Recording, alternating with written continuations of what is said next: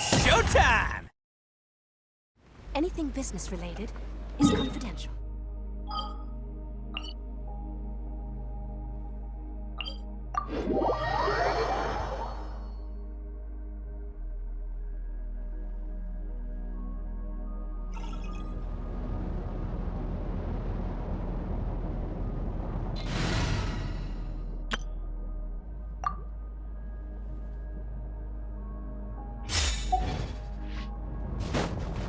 Get me up!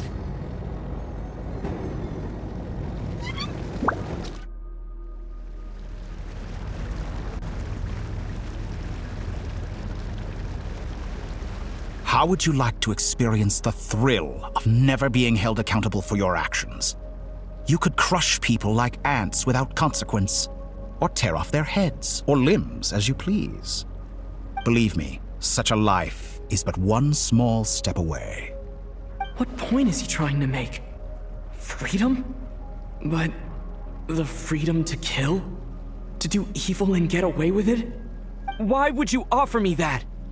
The creation of a world is the ultimate scientific experiment. I have taken my research to the highest level, where I shall be not just a god, but also a servant to many sacred spirits. I shall heed the truth and perform holy deeds. A god's laboratory is the perfect playground, but it needs the right occupant to explore its full potential. Mortals are found everywhere one looks. Not so with Descenders. I'd prefer my first guest to be a distinguished individual such as yourself. And I know you could make the most of the opportunities it offers. So the condition for entering the new world is to take innocent lives. The same dilemma that Rerir once faced. Could I really bring myself to kill others for my own benefit? Rerir did. And look where it got him. Have you made up your mind? I can't do it. Your playground is no place for me. You're putting your hopes in the wrong person. But we both know I'm not quite the hero you say I am either. I have my own reasons for the journey I'm on. And they aren't all selfless. You've grown a lot since we last met, but there are still things you are unwilling to compromise on. This will only hinder you. Why don't I lower my requirements a little as a gesture of goodwill? I'll give you a little time to learn to be a less noble soul. That'll make things much easier for you. I really doubt I could live that sort of life. And yet you already sound less defiant than a moment ago. The benefits appeal to you because you can read the signs of the times. Why don't we return to my research facility? Your last visit was so rushed. There is much that I have yet to show you.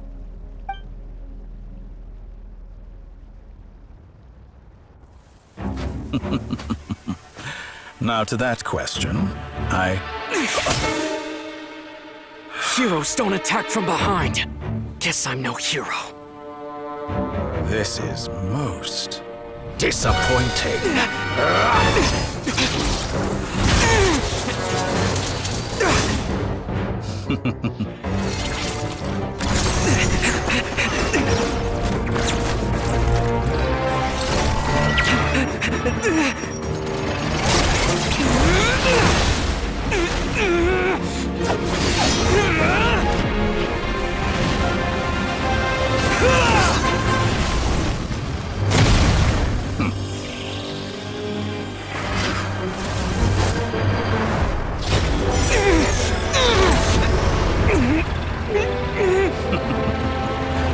Now then.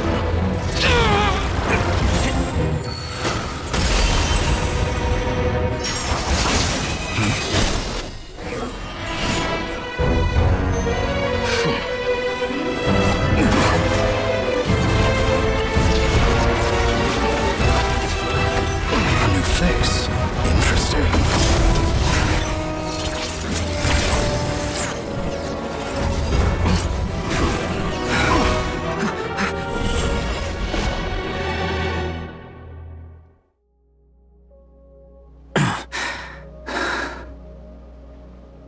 You're still gonna call me Hack Guy after that, huh? I didn't see anyone else in there who needed saving.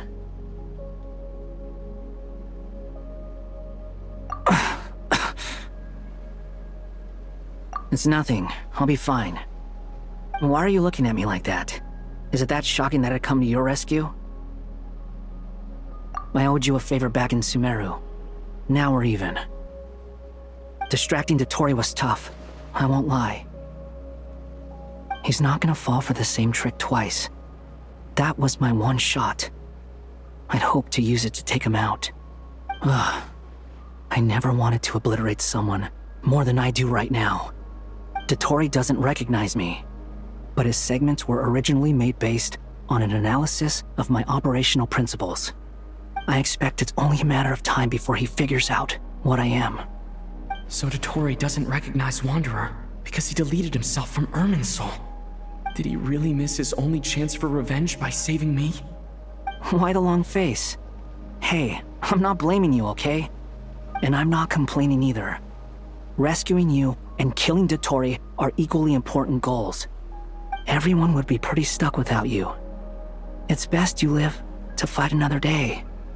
How are you holding up? Are you all right? Hat Guy said to put safety first, so we agreed to run as far away as we could after leaving the energy field and only meet up once it was safe. You don't look injured. It seems that Dotori didn't do anything to you. All right. Rescue operation complete. Let's head back. There's a lot more work to be done before this is over.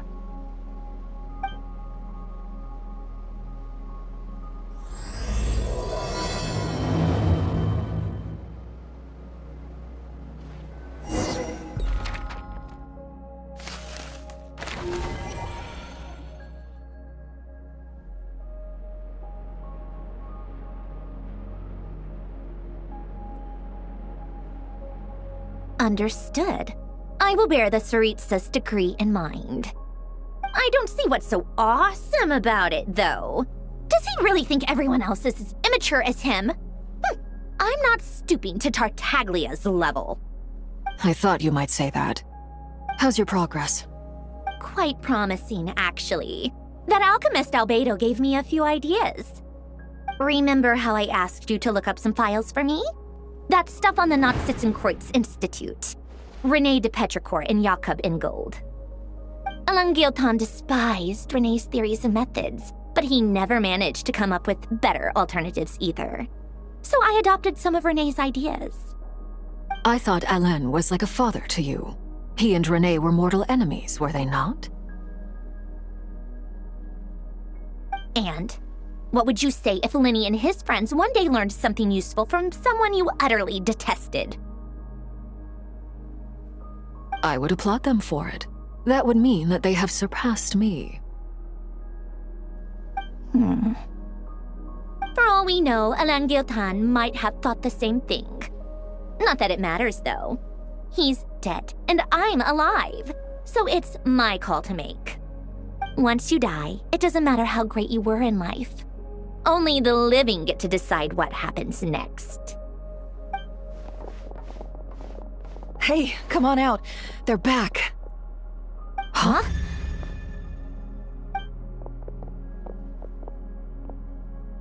You're back? And your head's still screwed on? And you still have all your limbs? What does it look like? Way to keep your composure, madam. Excuse you. I am perfectly composed. Glad you're okay. Yes, it's a huge relief. Worry? Oh, yeah, right. You think we, the Fatui, were worried about you? We were worried sick. Hey! The Traveler and I were already friends. You are free to join this mission in whatever capacity you please, much like your tea parties.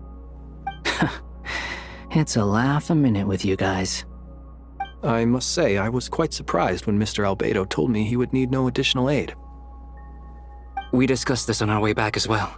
I am rarely so unequivocal, but in this case, we had full confidence in Hat Guy. He said he knew what he was doing. Albedo and I pretty much had to just wait outside on standby. Meanwhile, Hat Guy broke into the energy field and rescued the Traveler solo. You didn't have to mention that. Well, I'm thoroughly impressed. You are a force to be reckoned with, Hat Guy. Is he back? Is he really back? Traveler! It's really you! Oh, thank goodness! Paimon missed you so much! You can finally breathe easy, Paimon. It's great to have you back in one piece! Oh, Paimon's been having nightmares the whole time you were gone! Look at them. You know, once you reach my age, there's nothing better than watching a misty-eyed reunion between friends. It's nothing. Same goes when you get to my age, too. I bet Ino and Anefa would be tearing up as well if they were here.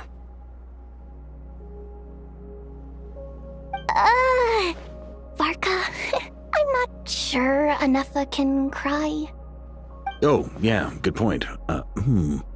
Hey, your eyes are looking a little red and puffy. Come here, let's hug it out.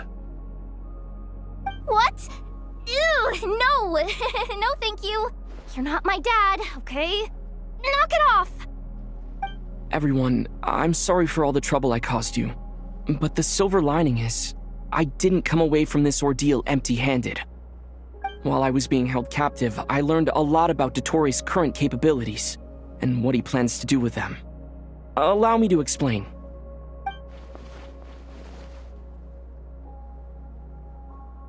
The three moon goddesses were even more powerful than we imagined. No wonder Dottore believes himself to be equal to the gods, maybe even superior. Utter blasphemy. While everyone was gone, Nefer and I made an interesting discovery, and I believe Miss Sandrone has something to share too. Ma'am, perhaps you could do the honors?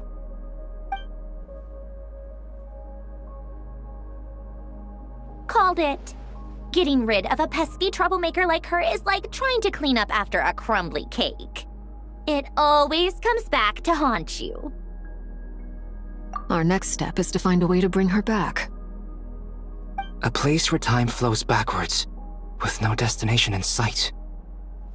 Surely it must have been created for a specific purpose. But I fear the answers are buried deep in Tevat's history, held by great powers beyond our reach. It sounds like she's on a specific path through time, just traveling in the opposite direction to us. The question is, where does that path lead? Or will it keep going to infinity? We considered that question as well. Strictly speaking, time is not infinite. Indeed not. Every road has an end. Nicole! You sure loved quietly sneaking in mid-conversation. I do, in fact. It's something I've always done at our mages' tea parties. Quiet, mysterious, and persuasive. You wonder what lies at the end of her road. Well, just as the world has a beginning and an end, so too does time. And so, the end of the road is the moment that Tevat was born.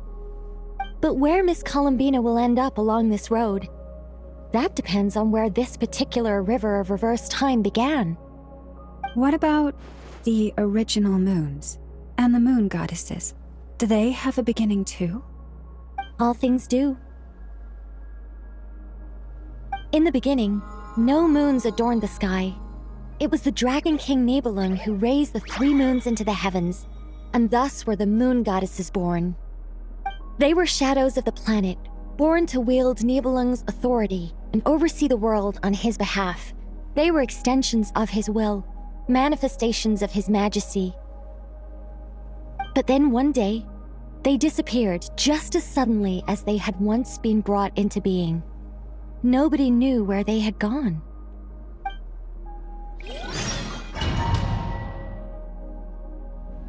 Like I thought, no more paths back to reality have emerged since. But how can I be sure that I'm going the right way without scenes from reality to keep me on track? I can't even be sure of how long I've been walking for. The further I travel, the less stable this space becomes. There are even moments where I can sense something that feels like abyssal energy. They can just materialize out of thin air. I have to keep my wits about me.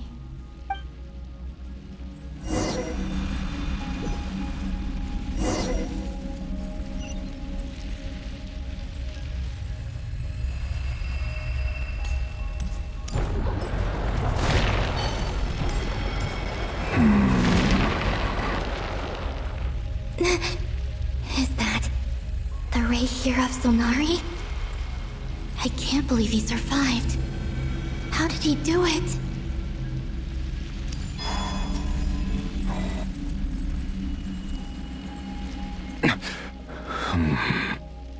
You are the moon goddess. But how? Please, there's no need. I'm not interested in fighting anymore. I find that a little difficult to believe. Yeah. Honestly, so do I. The way you used my own power against me was... It was a brilliant strategy. And then, in the final moment before I was thrown into this space, I got to see an old friend. Mr. Dainsleif. Right. It was so long ago now. But we were friends once. When I first got here, I was filled with hatred, remorse, and rage. How I cursed and devoured. I tore everything here apart. I was consumed by the desire to leave this place and have my vengeance. But to no avail. This is a place with no exit. This is the second time I've entered this space. Though I have no memory of the first. I was torn to shreds the moment I entered. But this time I survived. It must be partly because of this new body, and partly because of all the Kuvaki I absorbed in Nodcry. Are you the source of the abyssal power in here? Not all of it. Some is from when I first arrived here and tried to destroy everything. But there was already a degree of abyssal power here, before I entered. And like a venomous snake baking in the merciless sun, it tried to slither into my shadow. Tried to? So, you rejected it? Yes. Because after that, the world suddenly became silent for a moment. What do you mean? The voices in my head, they were gone. And then, I saw her. Her? Thelindis. My... former lover. Never mentioned that she saw a memory of Thelindis leaping into the moon's reflection. More precisely, I saw her afterimage. I'm sure the real her is long gone. She was just an ordinary Conrian. She couldn't have survived here for very long. Anyway, why have you come here? Didn't you know it was a dead end? If I hadn't escaped through the moon gate, my friends would have been in far greater danger. Oh, I see. Because of your power. The power of a moon goddess. What? You'd like to know how I know, wouldn't you? The one who resurrected me said so. I could hear a deep lust for power in his voice. Do you mean... Dottore? Dottore. So that's what he's called. He'd been collecting fragments of my body for a long time, all so that he could resurrect me at the moment of his choosing. I had no interest in his research. But being as corroded by the abyss as I was, we were aligned as far as hunting the moons and recovering my strength were concerned. So that's why the Wild Hunt suddenly became so active in Nodcry. When I left the Fatui in my weakened state, Dottore must have felt that his time had come. Moon Goddess, could I ask a favor of you? What? I know this is a lot to ask, especially from someone who tried to kill you. If you refuse, I won't fight it. But this is the only thing I desire now. Nothing else matters. What do you want? I'd like you to take a message to Thelindis for me. Thelindis? But... Yes, she's dead. But like I said, I saw her afterimage. I can sense that some part of her soul remains here. Far, far ahead. Why don't you go and speak to her yourself? I can't. I don't know why, but I can't move freely in this space as you can. All I can see is a glimpse of her, walking away. Just like the moment when I last saw her in life. In return, I will clear these abyssal obstacles for you. No, not in return. I'll clear them for you, whether you want to help me or not. It feels like something I ought to do. Why? Yeah. Why, indeed. I've been asking myself that question a lot recently.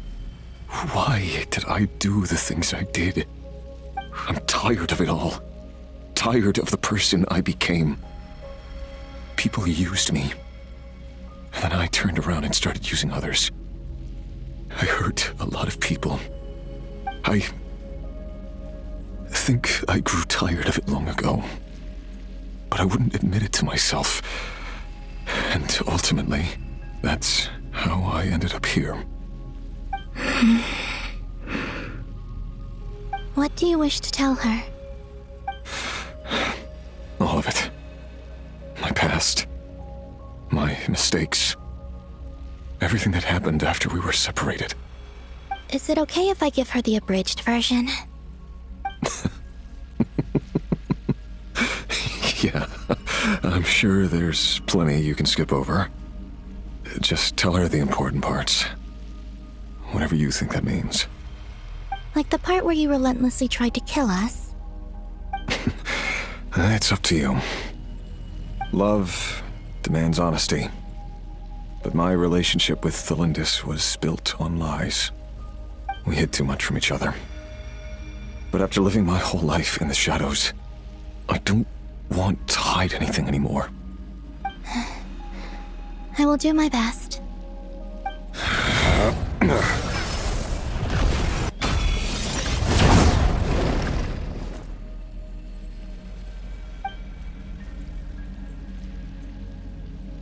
There. The Abyss will no longer stand in your way. Even though Mr. Dainsliff felt he had to fight you, I think he still regarded you as a friend. Dane? He said that you betrayed him, but he also felt great remorse at never having understood what you were truly going through. Why tell me this? Because if he'd known that someone could take a message to you, I believe that's what he would have said. Thank you. It means a lot. I know this will sound strange coming from me, but don't die, Moon Goddess. I can tell that you're determined to get out of here.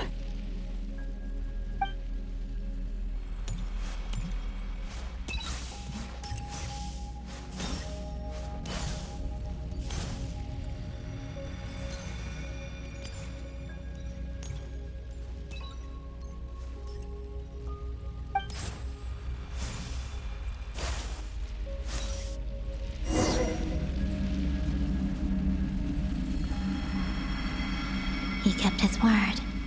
The Abyss is no longer obstructing my path.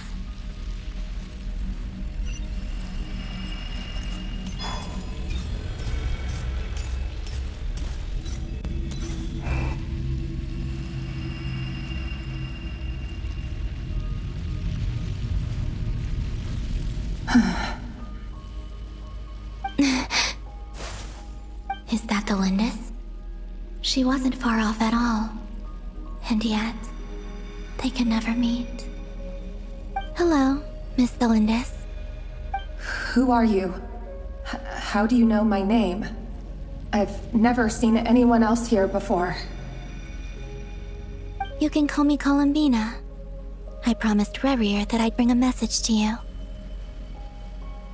Rerir? My Rerir? Is he well?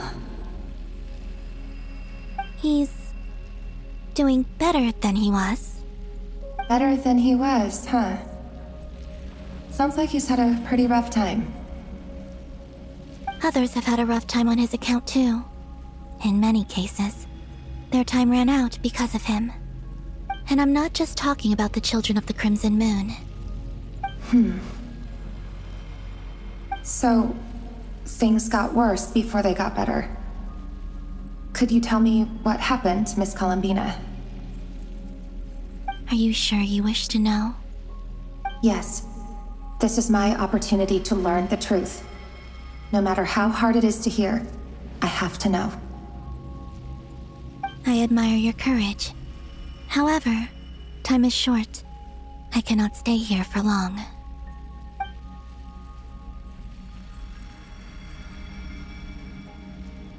Ryrir had seeds of hatred in his heart, and many people nursed them for their own ends.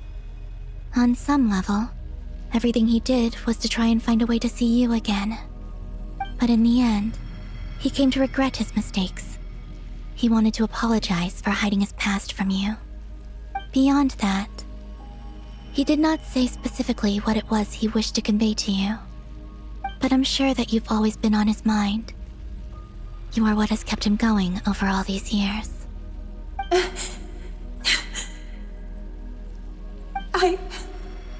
I'm sorry, Miss Columbina. This is so upsetting. I'm not sure how to put my feelings into words. It's all right. I understand. Well, that's everything from me. So, I guess I'll be... Wait. One moment. Time flows backwards here. The road ahead only leads further and further into the past. I know. I intend to reach the end of that road. Without a moon marrow, without the 3 moons' power, you won't make it far. Wait, unless... Are you one of the moon goddesses? You could say that. I see. I often think to myself, if life is like a train ride, why haven't I reached the terminus? Where am I even going? And it's not just me, it's this whole place. Wherever it is, it seems like it's existed forever. It's such a mystery. Where is it going? I must seem so ridiculous. I can't answer these basic questions, and yet I jumped right in here without hesitating, only to be torn apart the moment I entered by powerful energy currents. Only my soul remains now. Thinking back, I was suddenly overcome with fear and terror in that moment. Perhaps I too became bewitched by the abyss. I may have been the leverage it needed to control Ryrir. I used to be a researcher at the Universitas Magistrorum in Conria, researching the iridescent moon's marrow. Eventually, I came to the conclusion that time in here flows in reverse. Ryrir was one of the Finster King's retainers. With me, he was in an impossible position. It plagued him constantly. I wanted to help him escape his lot in life. I wanted him to be happy, so I thought I'd use this place to return to the past. At the time, I thought I could just go back to the day that the Finster King first found the princess. It was only after meeting the princess that the Finster King started going too far with his research into the abyss. That was the day all of our woes began. I thought I could stop the king from ever meeting her and solve everything. I couldn't kill the Finster King himself, so I had to find another way to save Ryrir. That's why I wanted to go back, to kill the person who had brought new possibilities to our realm. I'm sure it was a futile endeavor, but the abyss probably enhances the basest human desires, so I naively hoped I could change everything. But I was simply too weak.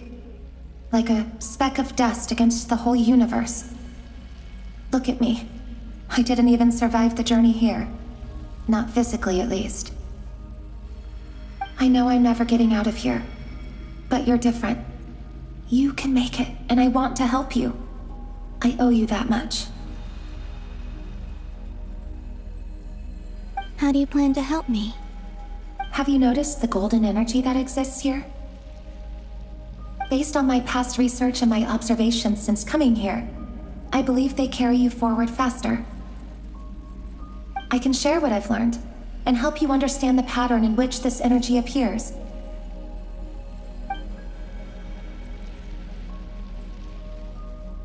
I think you just might... Now, I know you will be able to change the past.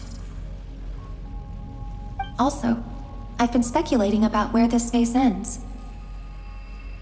The documentation was scanned, but from what I know of the legends about the moons, the oldest ones seem to begin with Nibelung, king of dragonkind. I have no way of verifying any of it by this point, but if it's true, you might be able to reach that era if you keep walking. Understood. Thank you, Miss Delindis. I'm the one who should be thanking you. If you hadn't entered this realm of everlasting death, what use would my deductions be? Thanks to you, they have some meaning.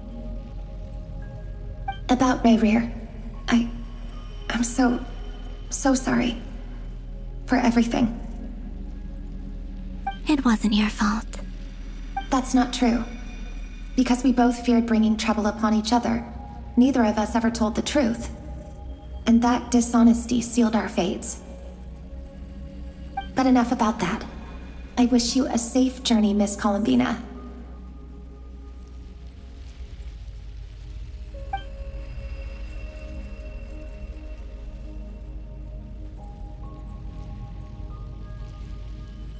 And may the outside world never have to experience pain like this again. Rayrir, you're there, aren't you? I cannot see you, because you exist in the future. I expect we'll be trapped in this prison of space-time for all eternity. But please, gaze upon the past, and then sit for a while. Let's find a place to sit down together, just like we did when we first met.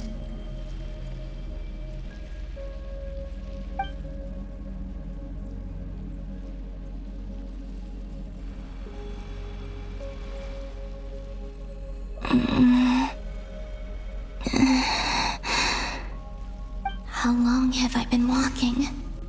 How much further till I reach the end? Is there even an end to be found? Everything's getting blurry.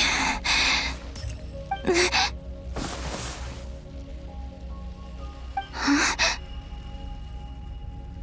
Are you all right, little sister? Have you come from the distant future?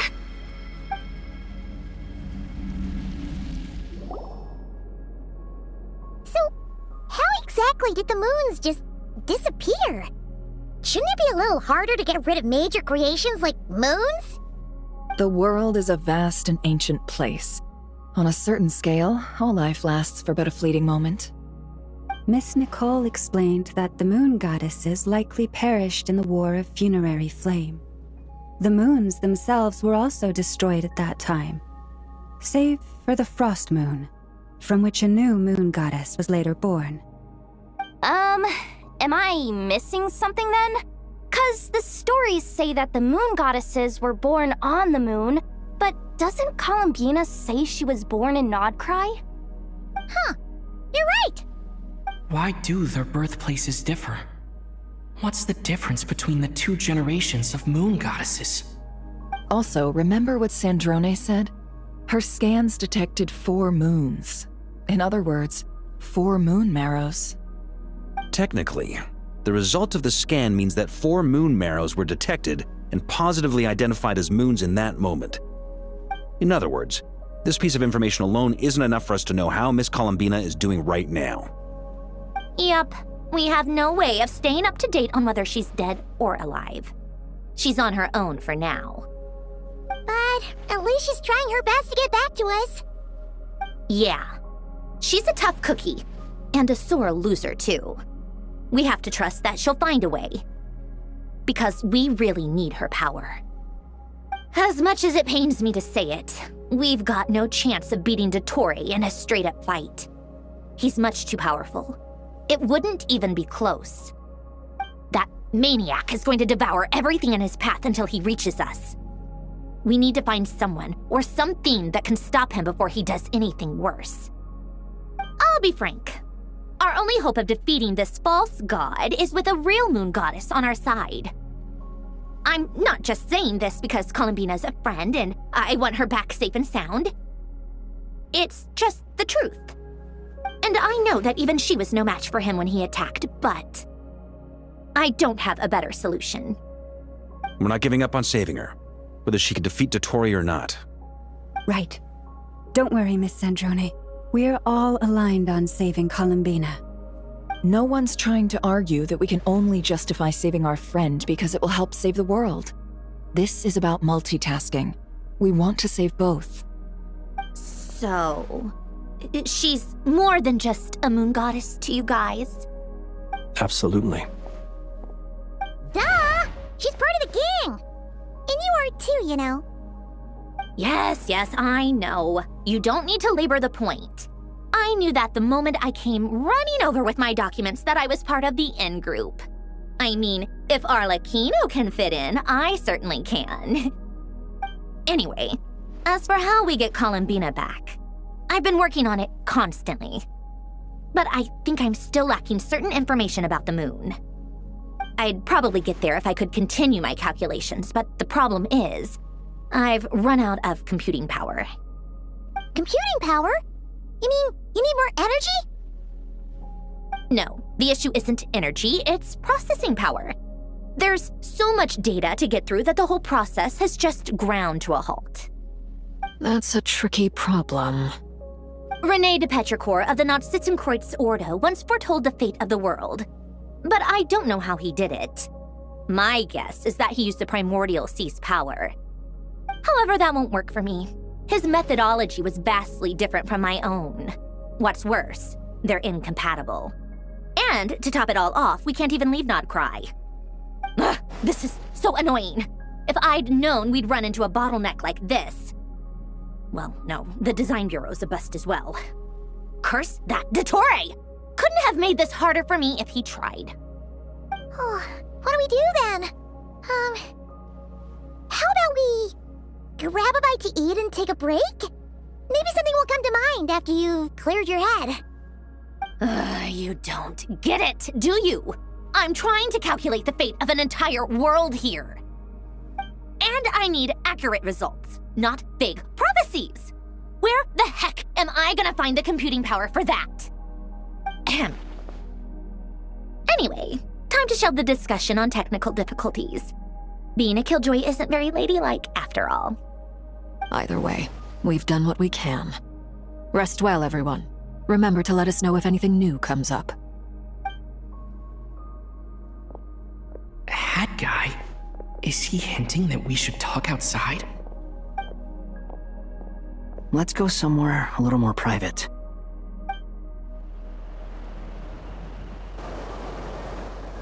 You know that Dory went back to Sumeru, right? Yeah, she mentioned she was planning to head back.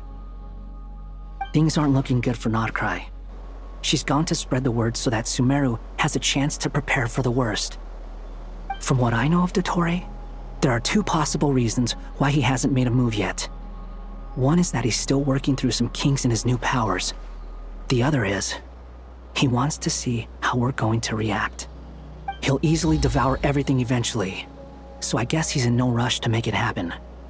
The first false god he made was me. Now it's his turn. Even though my records were erased from Irminsul, Dottore's ideas haven't changed one bit. He once told me that becoming a god was like turning yourself into a hungry wolf or giant serpent to devour the moon. Clearly, he began studying the moon goddess's powers long before he even tried making a god. He's always wanted to get his greedy hands on divine authority one way or another. And in the end, he devoured the moon where I failed. In the desert of Sumeru, there is a chessboard built by King Deshret, also known as Al-Ahmar. I don't know if it was a real game, or if he was just trying to challenge his servants and citizens in some way. But creating games and setting rules, gods do that as a matter of course. That's the kind of power Dottore craves. Now he has the Trilunar Authority. His power is leagues beyond the common people. I don't think there's any point in other nations rushing to the front line. They're better off focusing on defense and hoping they can fend off any threats that spill out from Nodcry. Either way, Dori will inform Lesser Lord Kusanali, and she will contact the other gods in turn. The Seven will have some recourse available. If nothing else, their protection should keep the rest of the world from descending into chaos as quickly as Nodcry has. So on the bright side, even if Nodcry is doomed, your friends in other nations won't be in any immediate peril. That's good to know. But I'm not ready to give up on Nodcry yet. There's a word for people who refuse to let anything go. It's called being greedy. Maybe it sounds greedy to you, and probably naive too. But whatever you call it, that's what gives me the determination to keep fighting. Battles are fleeting, but the will to fight is a long-term commitment. Give up for even a moment, and your resolve will shatter. Why do you always feel the need to do the right thing? No one is born to be a savior. I mean, who's gonna criticize you if you fail, or give up? Don't take this the wrong way, but Dottore said something similar to me. I guess the Fatui attracts people who don't believe in saviors. Not necessarily. It's less about belief for me. I just want to know how determined you really are. After all, I don't owe anything to anyone else here. Only you. You look kinda worried. If your arch-nemesis was about to achieve their ultimate goal, I think you might feel a little worried too. That's true. Dottore is about to become an omniscient, omnipotent deity. That's gotta be a bitter pill to swallow. Still, you're calmer than I expected. Obviously. I have to admit that my past self was a reckless fool who misunderstood not only the point of revenge, but how to achieve it. And as much as I want my vengeance, I know I'm not gonna get it by acting alone. If the world's taught me anything, it's to think before I act. Too bad it never taught me any other virtues, though. So, I am going to destroy Dottore, no matter what it takes. So, what's your plan? I'll get to that. First, tell me, what do you think of Sandrone? Just like Paimon said, she's a friend, part of the gang. How much do you trust her? This is a serious question. Think carefully before you answer. Although she's with the Fatui, she has her own values, and she's helped us a lot. If nothing else, she's clearly going the extra mile for Columbina. I see no reason not to trust her. If you say so. In that case, the three of us need to talk. I have some thoughts about her computing problem. It can be solved, but it will come with a cost. How much? If I can afford it, I'll cover it. Sometimes your heroism really backs me into a corner. You know that? Come on, let's go talk to her.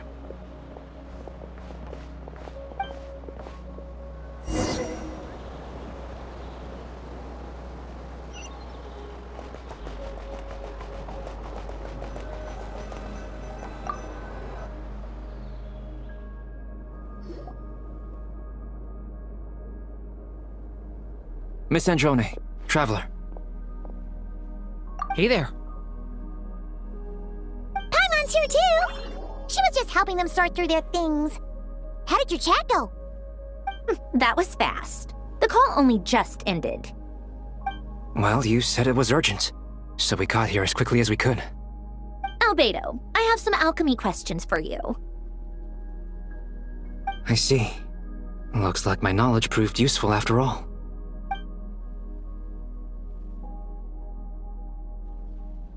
If I might ask, what is the end goal for the modified formula you'll be using? I needed to predict the future of the entire world. But I've run into some teething issues since trying to implement Renee's theory of the 4 Orthants. I see. I'll have a look at it. Still, computing power is the real issue here. How do you plan to solve it? About that, it's been sorted.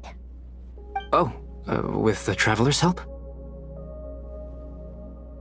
Actually, you're not wrong. He found the person with the solution. Was it Hat Guy? Yeah, it was him. Wow! Go Hat Guy! Seems like all that time studying at the academia is paying off big time. But where is he? Wasn't he the one who asked Albedo and I to come here? Come with me.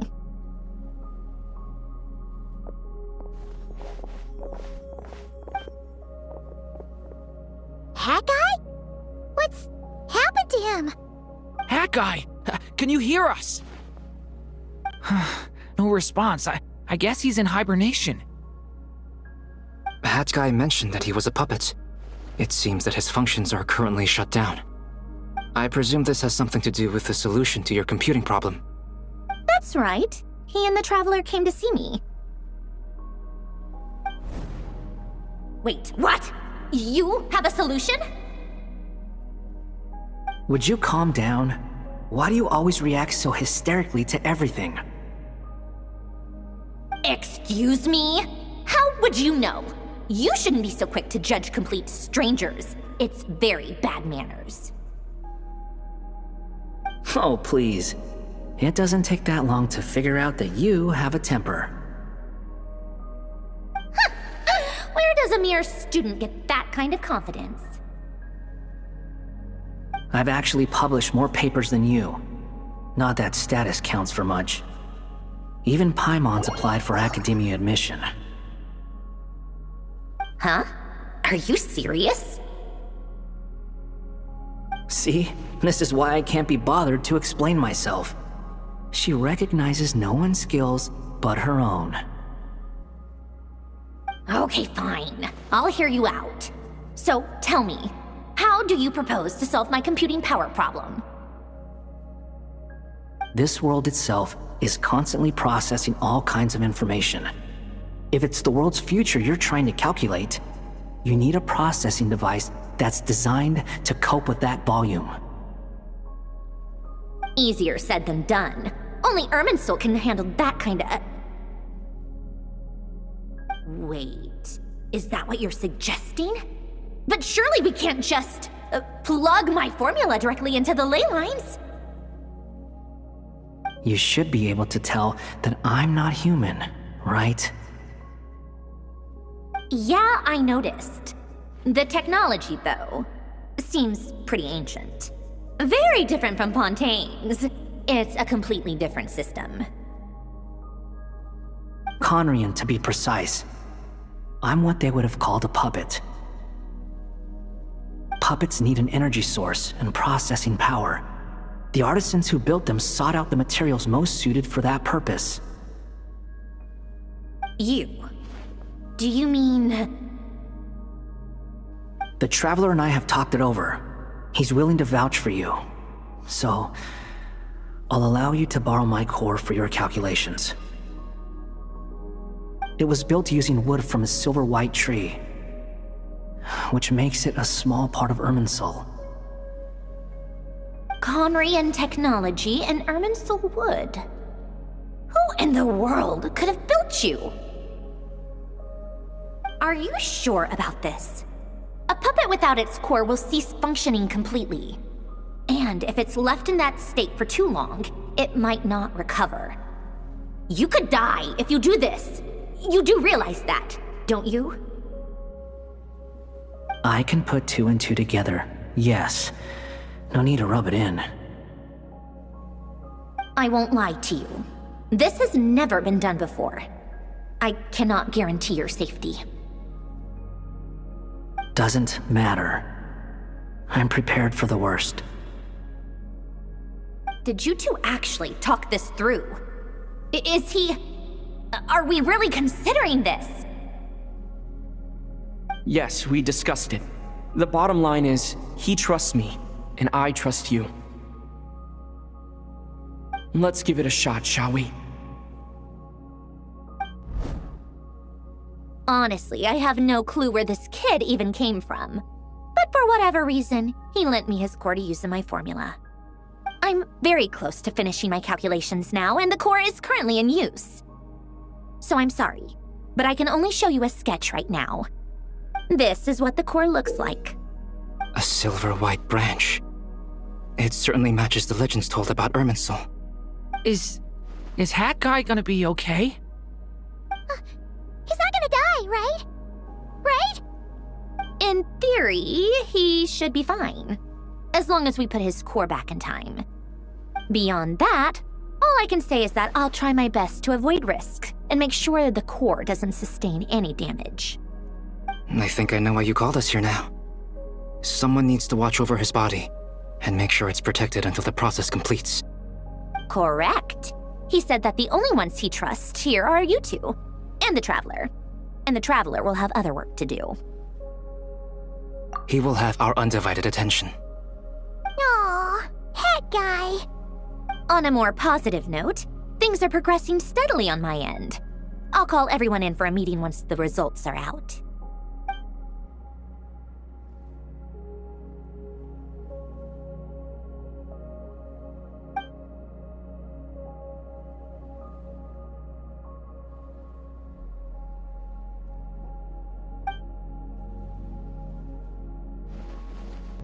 The worst case scenario with the core removal is either a system reset or a total loss of function. But I'm not afraid. A quiet death should have been my fate long ago. A core is completely different from a heart. It's like another vital organ entirely. I never believed it could be a true replacement for what I sought. But in the end, it turns out the core was more useful to me. Pretty funny when you think about it. It's like the punchline of my entire life. Do you think there's any difference between a puppet and a human? If not, then this would just be another samsara. I have already experienced both a past life and a next life. Part of me wonders whether I'm only capable of making this decision because I've become a real human. What's with that expression? Isn't this a good thing? Sandrone will succeed, won't she? She has to. She will. We all have to persevere until this is over. That's right. And I'll protect you all until a moment of victory arrives.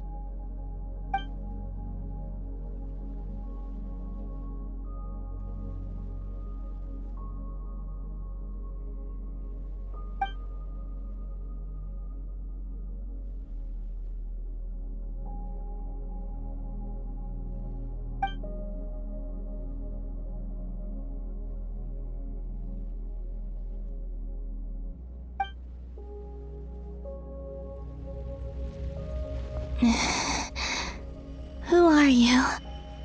Call me Sonnet. You have the same power as Canon. Sonnet. So, you're the goddess of the iridescent moon? Oh, goodness!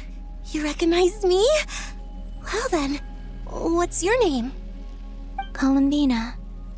Columbina Hyposelenia. Hyposelenia? What a lovely name.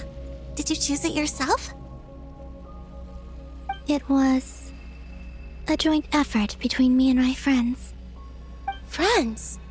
You mean your friends in the heavens? Huh? Oh, sorry. You must be exhausted.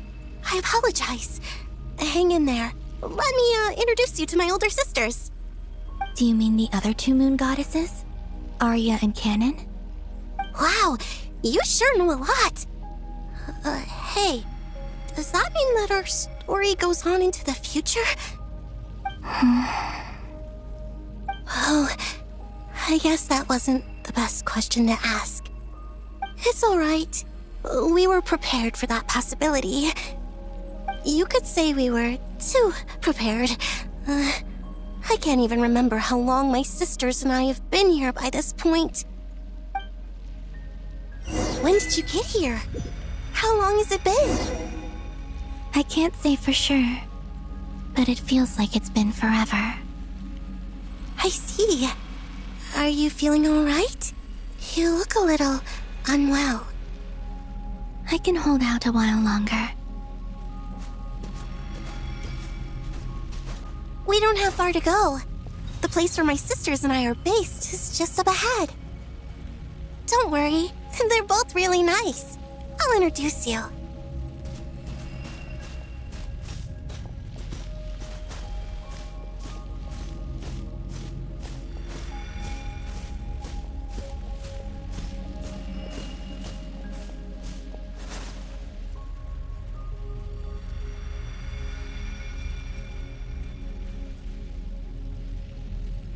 Sisters! I'm back! And look who I brought with me!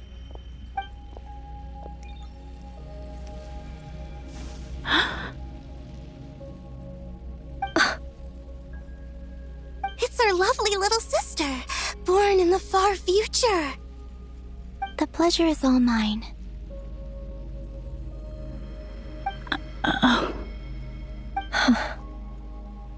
Allow me to introduce you to Columbina Hyposelenia.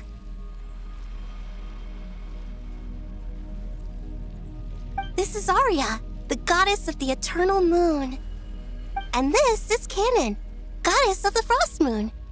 Canon, don't you think Hyposelenia's power is similar to yours? Hello, Columbina. I apologize for our startled reaction just now. And please, forgive our little sister if she's been annoying you. She tends to talk a lot. It's fine. You seem shy. Don't worry, Columbina Hyposelenia. No one can hurt you here. Could you tell me where here is? Please. I must know.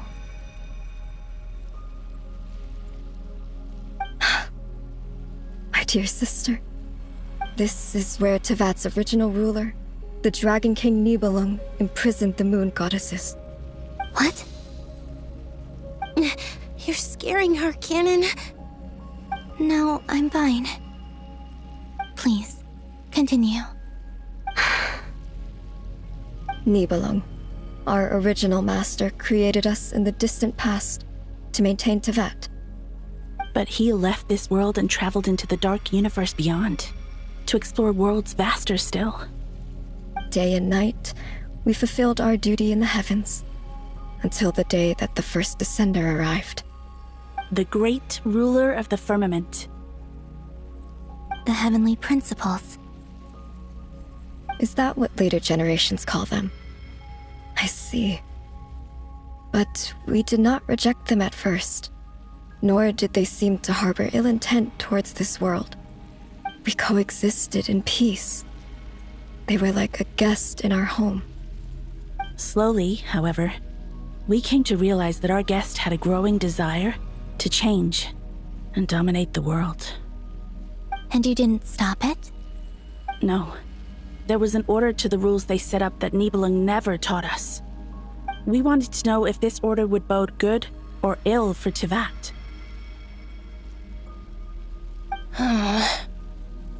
All right. Canon and I wanted to know. Sonnet was against it from the outset. Later, we discovered that this great ruler of the firmament bore an almost paranoid hostility toward the desire of certain life forms to seek power. Or perhaps they feared them. They would even cast down celestial nails as manifestations of their power, to punish the civilizations of the world below. Only this was far beyond mere punishment. Right. Their rules brought order, but the price people paid for merely testing the limits of those rules was far too great. I did everything in my power to help the punished escape catastrophe, but still, too many lives were lost. The ancestors of the Frostmoon Scions were some of the ones you helped. But just when we had decided to take countermeasures, the Dragon King, Nibelung, returned. And so began the War of Funerary Flame. So, that's the name the world gave that war in the future. Who won in the end? As far as I know, the Heavenly Principles won, although it came at a great cost. They remained in Teyvat, where they continue to rule to this day. And the world's original master, the Dragon King Nibelung, was destroyed. And what of the moons? Are there still 3 moons in Teyvat's skies? You can tell us the truth, Columbina. We know we are but remnants of a bygone age. We are prepared for the answer. Only the Frost Moon remains. But it has been cast beyond the false firmament by the Heavenly Principles. The Eternal and Iridescent Moons were both shattered during the war. So death finally came for us in the end. Sonnet. But you're still here, aren't you? A moon goddess cannot live without her moon, Columbina. She's right. That's why I began to disappear. Because the Frost Moon is cut off by the false sky. How much worse it would have been if it were outright destroyed. Our souls may endure within this lunar palace, but if our moons are destroyed, then we shall disappear the moment we depart from it. I'm sorry. There's no need to apologize to us, dear sister. If anything, we owe the world an apology. If only we'd decided to act sooner, rather than arguing amongst ourselves. All the more reason not to spend this time in regret and repentance. Instead, we should focus our efforts on how we might help our future sister. Sorry? Don't you see, Columbina, your story is not yet over. Is that not why you are here?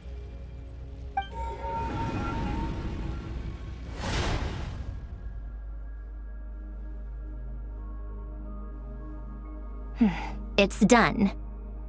Initiate numerological array. Continue running primary process. Calculate the world's fate through extrapolation, and identify nodes of potential change. Secondary process, scan for moons. Still 4. The number of moon marrows hasn't changed. Wait, let me think. Is it possible that there's something I've been misunderstanding about the moons all along? Variables. Variables in the world. I know where potential variables within the world come from. So what about the moons? Are there any variables there? Like their life or death, for instance. What if being alive or dead makes no difference to a moon? But that's so strange. Even immortal gods can die. Why would the moons alone be... Wait! I've got it! If alive or dead is considered a variable, we might have had this wrong the whole time. No one ever said that a moon marrow equals a living moon. We just made that assumption ourselves. Initiate secondary process. Scan again, this time filtering out interfering perimeter, moon marrow. I don't care if they're natural or artificial. Get them out of my search results! Why? It says 3 moons still exist in Teyvat, even after excluding the moon marrows. But we know for a fact that 2 of them are dead. Redo the scan. Narrow the results to living moons and real moons.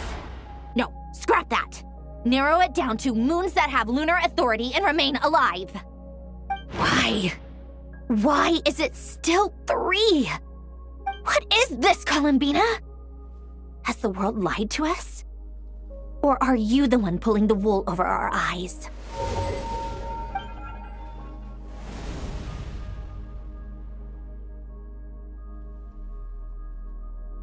So, you think that the moon's reflection might be where Nibelung imprisoned the 3 moon sisters? Yes, it would explain a lot, such as why that space would respond to a moon goddess's power, opening the moon gate at her command. It would also explain why Miss Columbina has been unable to leave, and why time flows in reverse there.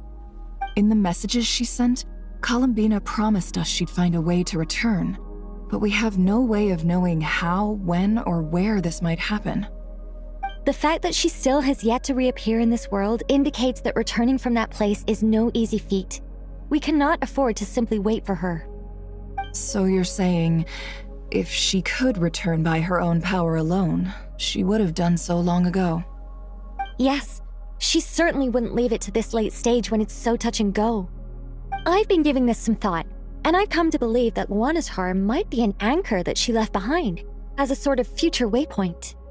This could also explain why Luanatar is always by the traveler's side. Sounds like a plausible theory. If that's the case, there must be some criteria we need to fulfill to allow Columbina to return to the present. The question is, what could they be?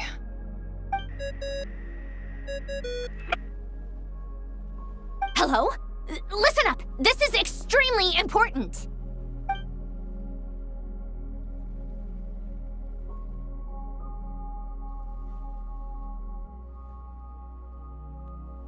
Not only is Columbina alive, but she may well exist in a form unimaginable to us. I'm still unclear on the details, but she's done something truly inconceivable in the past. And the clue to what she's done lies in the moon and Tevat sky. Truly amazing. Oh, I'm so delighted for her.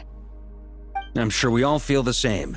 And I'm sure Columbina is ready to get back here and fight by our side. I'll keep my calculations going and try to find some way of coordinating with her. But that's not an excuse for everyone else to slack off, okay? All of you had better keep trying to think of solutions. How can the dead moons still live? And Luanatar?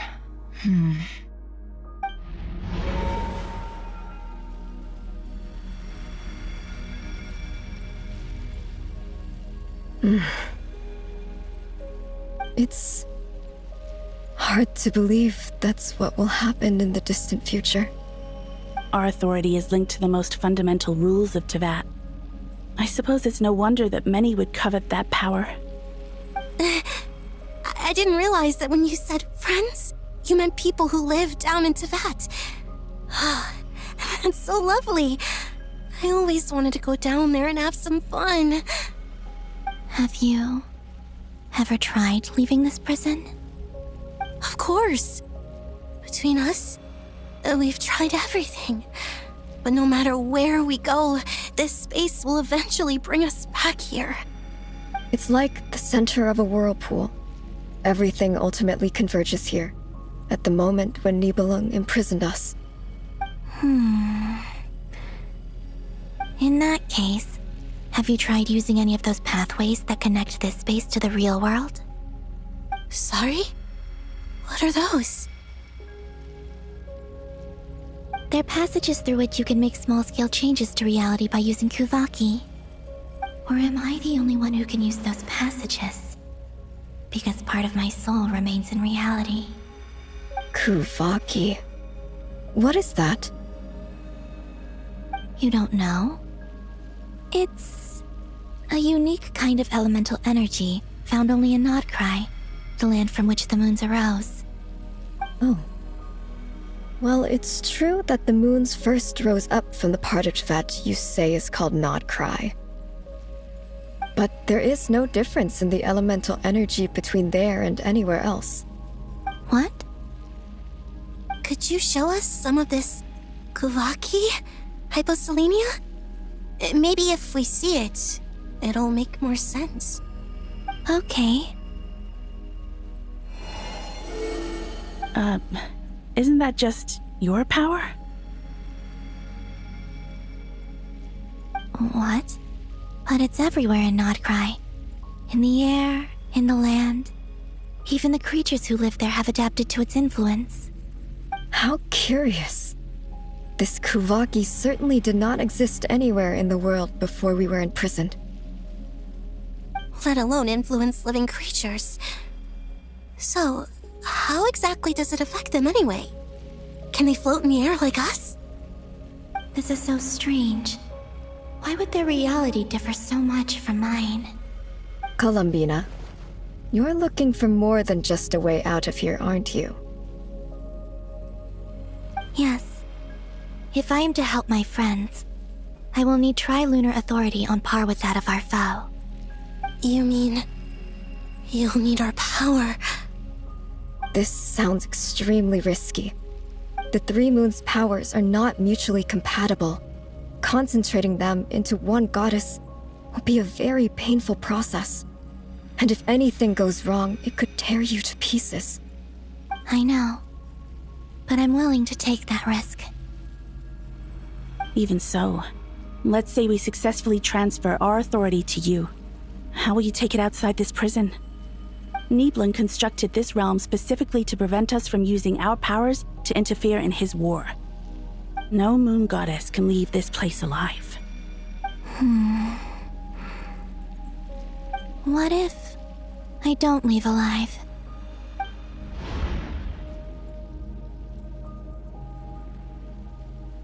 Where do we even start?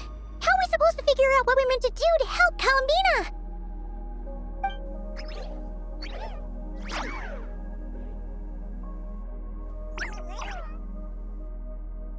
Columbina? What do you need from us? If she really got to the beginning of time in there, how do you think she'd leave us a message?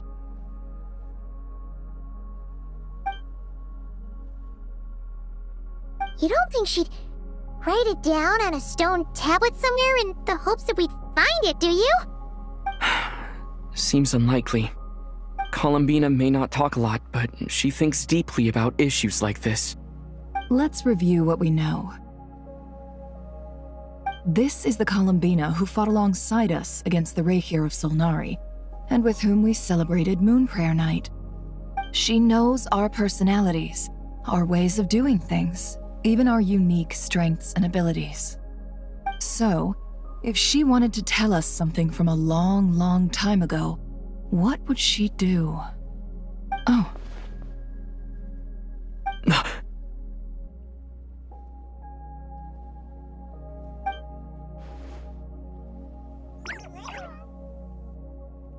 Traveler, you once said that those golden ripples also appeared when Luanatar was born. What if Columbina left Luanatar here, not just as an anchor to the real world, but for some other purpose? If she is part of Columbina, and Columbina knows that I can see past events through her... Oh yeah! Like when you peeked into Rarer's past through his heart! Nefer, wait! If you're right about this, and you can really see past events through Luanatar, your eyes, they'll... Oh, I know. Looking at Rarier's past in Conria was already enough of a strain on my eyes. Looking this far back into the past, it'll surely blind me. But it's our only chance. This is the only way. Boss. We spoke about this once, a long time ago. Do you remember what I said, Yehoda? The day I lose my sight, the Curatorium of Secrets will be yours to run. But... What's wrong? I'd be overjoyed if I were you. This day's come a lot earlier than either of us expected. I need to know you'll honor our agreement, Yehoda. Promise me. Yes, Boss Neff. I promise. Are you sure you don't want some time to think this through? What is there to think through? I should have gone blind after our battle with Rarier. Frankly, it's almost criminal that I got away with it for this long. Then at least let me take some precautions on your behalf. And if you really do lose your sight, I'll visit your office every day and make sure you're well looked after. Oh, please, anything but that. I was actually ready to go through with this. Are you trying to scare me into backing out? As if I could ever scare you. I'll assume you're just joking to calm your nerves. All right, enough chit-chat. Let's do this.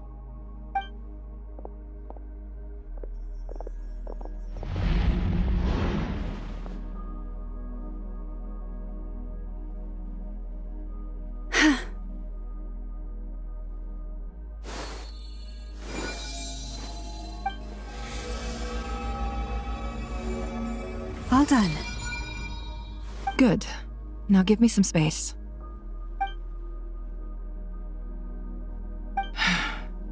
Come on then, little one.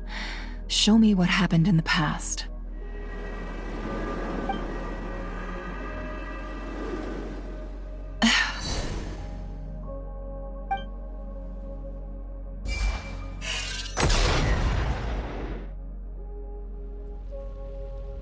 Between the Trilunar Authority, Kuvaki, and the sole surviving moon, the Frost Moon, I think I might know how to get back.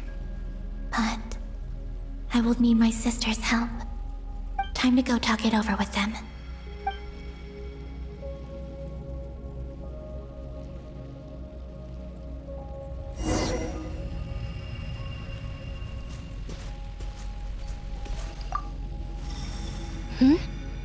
Have you decided what to do? I hope it's not too dangerous. You really scared me when you said that thing about not leaving here alive.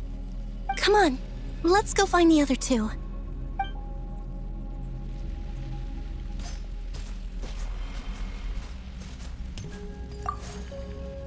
It seems you have reached a decision.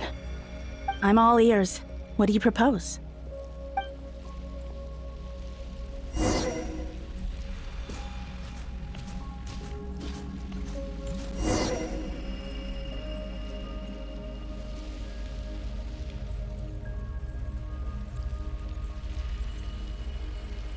Have you figured it out, Columbina? Tell us, how do you plan to leave this place? I intend to die here, in this moment, and then be reborn in the future with the help of my friends. What? What are you saying? How can the dead be reborn? And how will you inform these future friends of your plans? You can't exactly leave oracles. Nothing can escape this place. Not a single ray of moonlight. And even if you found a way, what if they never find the message you left for them? You'll... No, that won't happen. Come again? They will find my message. I'm sure of it. I'm not following. How exactly will you achieve this? It's quite simple, really. First, I will leave my soul here.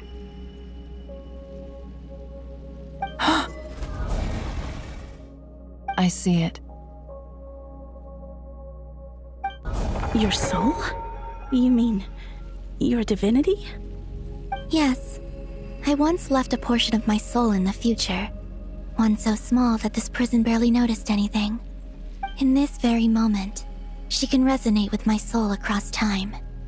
When the time comes, I believe that she can serve as an anchor to pull my soul from here back to the future reality. Just as gravity connects the world to the moon. Exactly. In the future, where I came from, the moon has been cast beyond the false sky, but I can still feel that it is there. In a similar way, I can feel a connection to the soul fragment I left behind even now. My friends can use it to detect my presence. But how do you just leave your soul here? Is that even possible? On my way here, I met an ordinary mortal who entered this place long before I did. Her body is long gone, but her soul remains. And before that, I encountered an old enemy whose entire soul survives here intact, while the power that once corrupted his body has faded away. So, perhaps this space is specifically designed to imprison divinity and authority, but not the physical body. Still, even if your body can escape, would it not just be a lifeless husk without the soul inside? Wait, is that what you meant when you said you wouldn't leave alive? Yes, I shall turn my body into moonlight and pour it over Nodcry. That power shall protect the land and quietly blend into it, awaiting my soul's return in the future. However, I cannot do this on my strength alone. I would need your help to do this, so I'm humbly asking for your assistance. Oh, dear sister, you need not be so formal. As I said before, we are but remnants of a bygone age. You, on the other hand, were born alone in that distant future, and you have walked a long and lonesome road since then. How could I bear to let your story end here in this dungeon? Don't forget, we are your sisters, your family.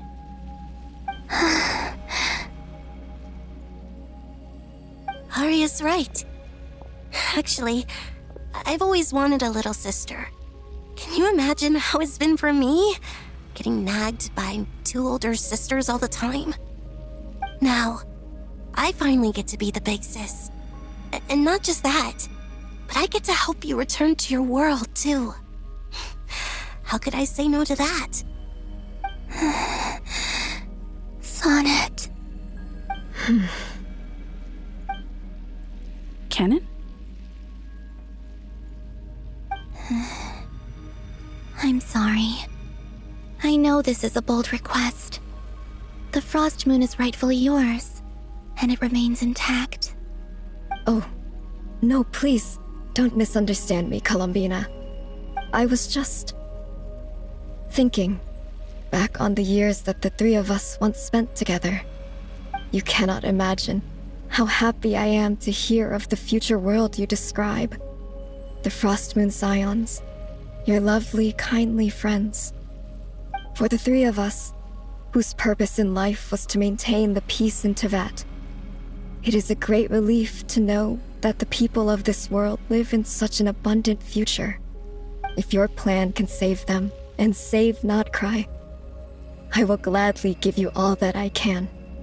Besides, the 3 of us have been together since the day we were born.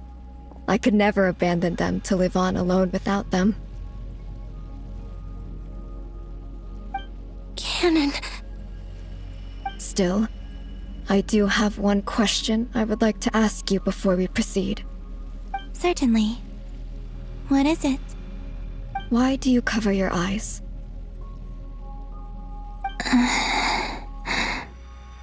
Yeah, I was curious about that too. But it seemed personal, so I didn't want to intrude.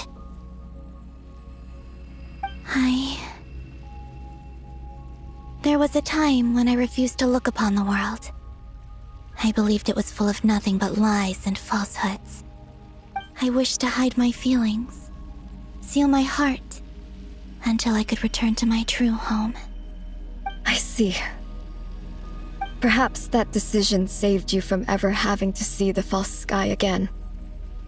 But at the same time, you likely missed out on many true and precious things, like the smiles on your friends' faces. Promise me this, Columbina. When you return to the future, open your eyes, take a look at the world around you, and see your friends. I'm sure that you know this already, given that you long to return. But that is your true home. Give me your hand, Columbina. Arya, Sonnet, you too. Okay. All right.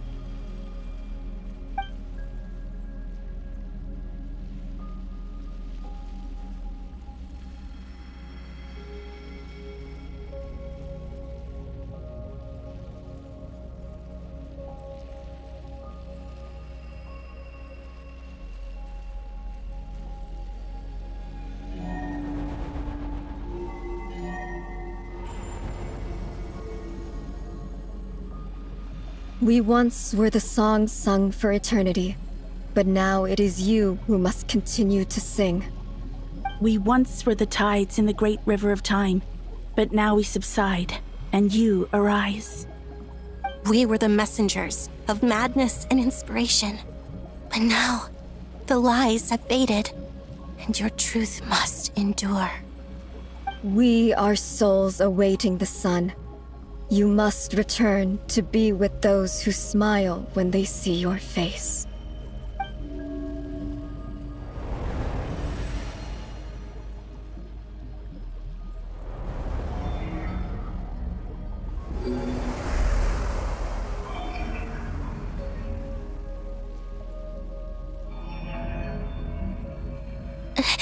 Is it done? Yes. We have transferred the authority over all 3 moons to Columbina Hyposelenia. From this moment on, she is the Tri-Lune Goddess, the one and only moon goddess of this world.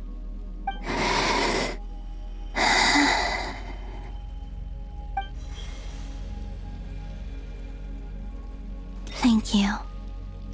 Thank you, my sisters. Now go, and do what you believe is right, Columbina Hyposelenia. Be aware that we cannot grant you the power of the 3 moons beyond these prison walls.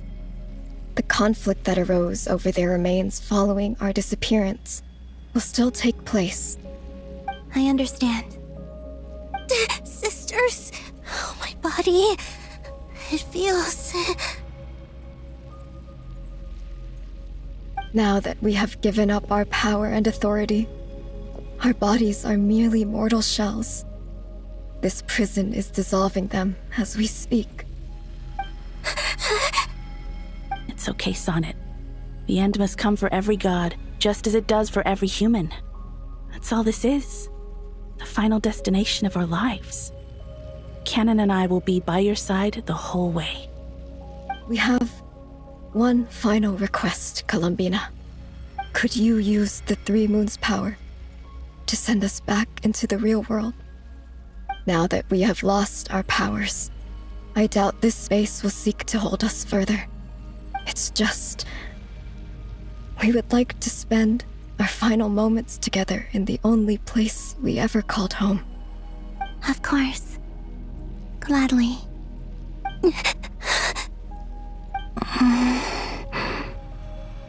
Sonnet? Yes. Don't... I wish I could tell her not to give in to the abyss. Not to be afraid. But is this really what I should say at this moment? Don't forget. I'm so glad to have a big sister like you.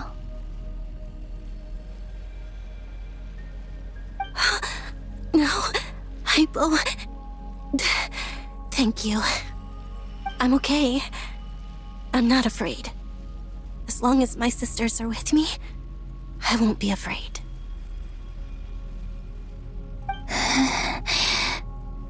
It looks like this is goodbye, sisters. Goodbye, Columbina. Take care of this world in our stead. I will. And now, it's time for me to bid farewell to my body, too. May it become the moonlight that keeps Nodcry company through the long years ahead. So this is why Nodcry was not always home to Kuvaki. It only appeared after I poured my body out upon this land, and only this land. Kuvaki responds to me because it is me, my body, answering the call of my soul. And the golden energy I've encountered on my way here was, in fact, that very soul, which I am about to leave here to guide me. O power Tri-Lune, eternal moonlight. I, Columbina Hyposelenia, lay aside my body. Let it be cast into the dark night to illuminate the future. May it be a companion to all who dwell beneath the moon.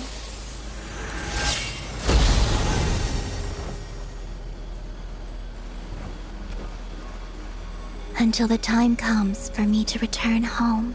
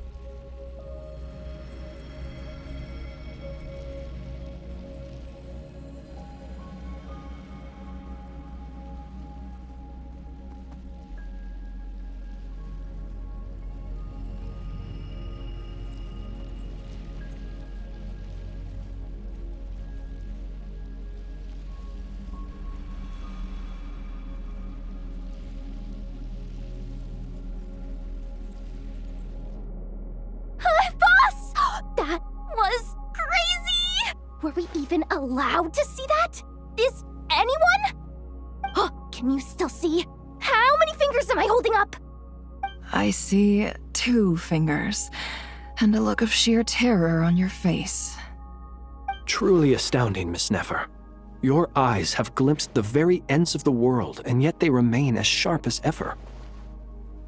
Or is the credit for this miracle due to Miss Lauma? It seems that even time itself is no match for your medical skills. Surely you jest, Mr. Flint. I suspect we have Columbina to thank. She must have realized the immense toll that the ritual would take and purposely set aside some of her power in the past to protect Nefer's eyes when this moment arrived. There is always a great price to pay for witnessing the truth, but it seems that this time, Columbina has shouldered that burden on our behalf. She chose the perfect method of getting a message to us. Though her eyes were always shut, she was clearly so perceptive. She knows us well. She knew exactly how we would think and what we would try. Despite being separated by time and space, we're seeing the same possibilities and seizing the same opportunities. We still don't even know if she's okay right now. But as long as there's a chance we can do something, we'll fight to make it happen. We'll get you back somehow, Columbina.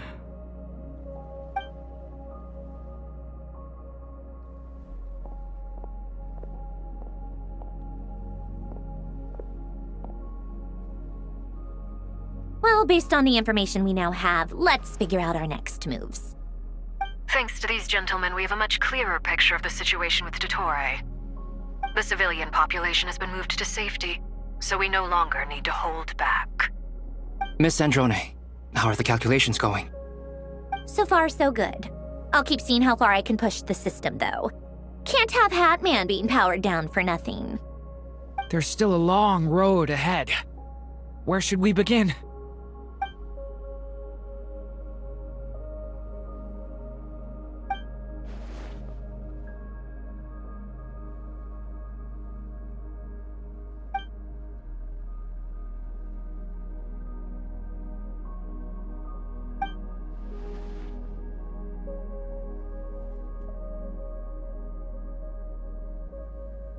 Our plan is clear. Time is short, so let's get moving. There's just never enough time, is there? Time is the bane of my existence. Ugh. Anyway, I'm gonna get back to work. All right, we'll do our part too. Yeah. Albedo's theory says that elemental energy can dilute the light realm's power. But I'm no expert in building elemental defenses. Sounds like something out of the advanced elemental theory section of the library. Whew. You seem quite troubled. Well, yeah. I mean, who doesn't get a little flustered when they're completely out of their depth? You were the very picture of confidence back when you approached the Hexen Circle. Yeah, I could have been faking it through that whole meeting for all you know. Who's to say I'm not just a ball of nerves in a charming and gregarious package? Oh gosh, really? I'm so sorry, I had no idea. Well, you're all the braver for it. Still, I was much more in my comfort zone than I am here. At least in Mondstadt, you can cry for help from a cliff top and actually stand a chance of summoning Barbados himself. Things have never looked bleaker than they do now. If we don't pull this off, Tevat's doomed, isn't it? Oh, you think so? Actually, yes. Yes, it probably is. It's a shame. Don't put too much pressure on yourself. Tevat has faced annihilation many times in the past, but it also gave us you, didn't it? Hey, don't give me that. It's not like I'm anyone special. I disagree. Every human born in this world is special. We angels have always believed that. In that case, this humble human being has a big favor to ask of you. I thought you might say that. I'm sure Alice, in her great wisdom, sent you here precisely to help us in this difficult time, yes? Well, that has less to do with her wisdom, and and more to do with my power. Of course, of course. Well, the thing is, these elemental defenses we're about to build, I don't think it's a question of if they'll fail, but when. Durin's findings from his patrols make it clear that Dottore is constantly expanding his territory. First it was his lab, then the design bureau, and now this. It's not realistic to completely stop him encroaching on the rest of Nagrai. Rather, our goal should be to stall him for as long as possible. If Miss Sandroni's calculations are correct, well, they're the closest thing to certainty we have in this situation, so let's assume they are. Anyway, her calculations suggest that our best hope for victory lies in Miss Columbina's return. It's up to us to slow Dottore's advance and buy time for her to make a return. Are you asking me to help you with building the defenses? No. I'd like you to prepare for what comes next. When he eventually reaches us, we will have to fight him. You were an angel once and a mage now. I'm asking you to lend us your protection. Oh. Can I take it that you're triggering the terms you fought for during our three-way talks? Well, technically those terms were about protecting Mondstadt. But if you're happy to agree to the change in location, then yes, let's do that. You're cashing in on this much sooner than I'd imagined. Well, yeah. The way things are going, I might not get another chance. Very well. The mages have heard the knight's plea, and we will respond. To tell the truth, Alice and I had already discussed how we might help you all, so I didn't come empty-handed. I always like to be prepared. This is... wow. Yeah. This is great. Seriously, thank you. It's been many long years since I had a chance to dazzle humanity with a little divine intervention. To humbly serve as a reliable and responsible guide. Anyway, Knight of Boreas, please accept this gift in recognition of your great virtue. Go now. May the angel's blessing deliver you safely to your destination.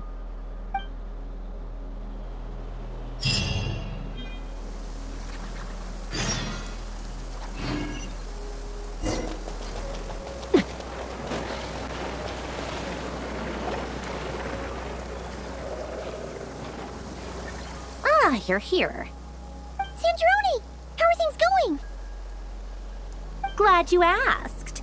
You two are about to become the first people to lay eyes upon my masterpiece. Or should that be the first person and the first, specter? Hey! Whatever. Come, feast your eyes on this. Wow! We've never seen something like this before! This meter displays the progress of my formula. Currently, it's still making the most important connections. Once it's finished running, I'll deliver it right to your side. And then, we can finally bring Columbina back. What do you mean, deliver it? Can't you just tell us over the Dodo communication device? It'll just be some numbers, right? Ugh, you're such a greenhorn. This isn't the kind of formula you solve in math class. It's a highly complex algorithm capable of constructing a framework of rules. Ugh, whatever. We'll be here all day if I start trying to explain it. All you need to know is the formula must be completed before we can bring Columbina back.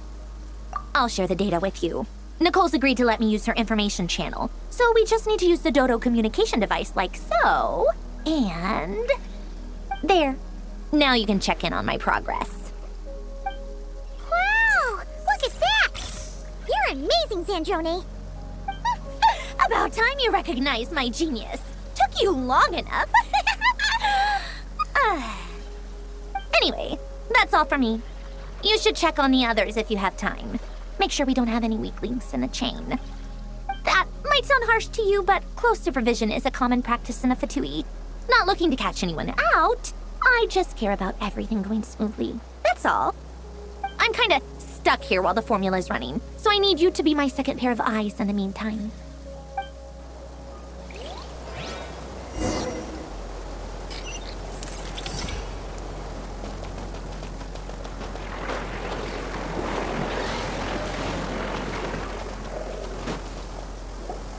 Yes, Miss Moonchanter? What are you staring at? You always address me in the strangest ways. Lady Moonchanter 1 minute, Miss Moonchanter the next. Yes, and? Are either of those incorrect? Not as such. It's just that I simply call you Nefer nowadays. Uh-huh. That's my name. What's your point? The point is I don't add any honorifics or titles. Meaning what? That maybe we're on friendlier terms now than we used to be. Is that how you see it? And I thought I was the one with eye damage. Never! Wilma! Paimon, Traveler. Just swinging by to check in on you. How are things going? Did you manage to get some rest? Don't worry about me. I won't slow us down. And I give my all to ensure our victory. Ah, yes. Allow me to give you two a quick checkup. All done. You're both in good shape.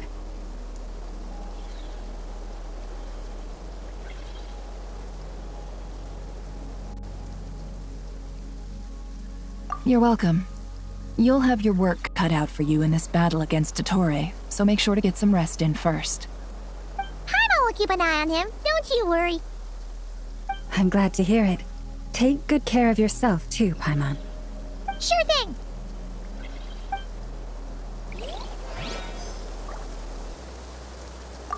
Don't worry about me. I won't slow us down. And I give my all to ensure our victory.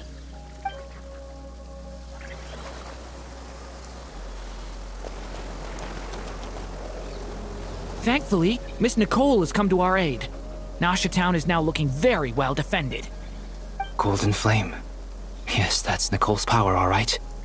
Based on the latest message from Grandmaster Varka, it sounds like they've reached an agreement.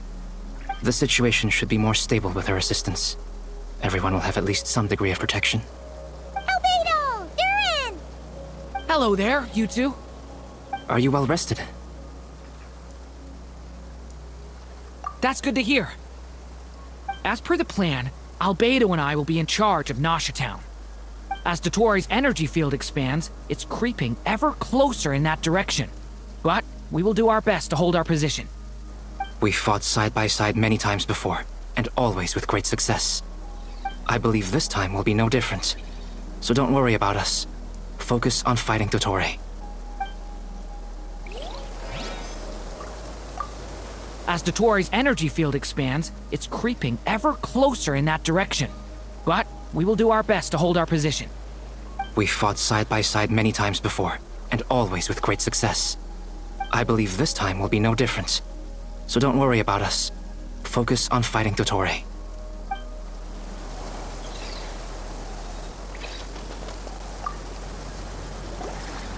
Traveler, Paimon, a pleasure to see you both. Friends! How's everything coming along? Fairly well, if I do say so myself. Personally, I am ready to confront Dottore head-on. Ooh, you sound much more serious than usual. To be honest, I am not usually fond of exercising my full strength. For one thing, it's hardly conducive to maintaining a low profile. Besides, I believe one should have the right to choose when to show their hand. I am conserving my strength until the moment of battle is upon us. Anything to boost our chances of victory. Seeing you get into the zone like this really puts Paimon at ease. Huh, Traveler?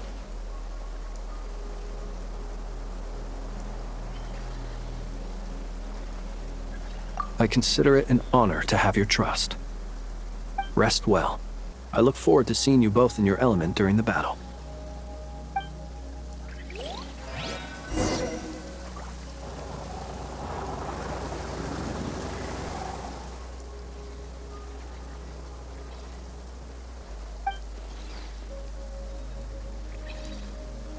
Here they come. That's quite a horde. As we expected. Get ready, everyone! Take your positions, and prepare to engage. Let's begin. I'm at the ready.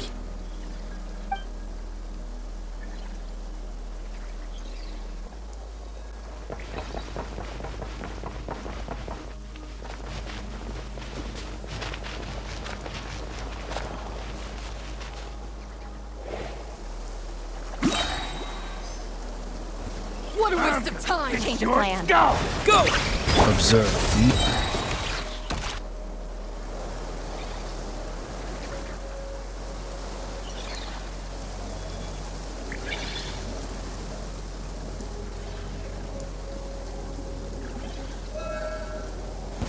Now it's your skull!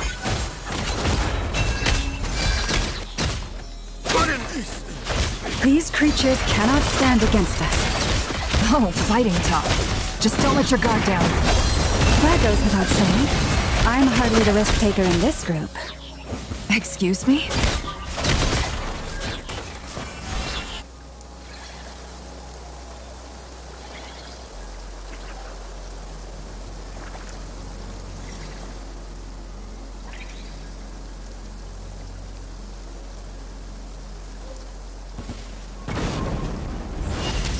That was easier than I thought. Naturally. What do you mean? Is it because as created beings go, we're of a higher level than them? Very good. You understood what I was implying. Stay your hand.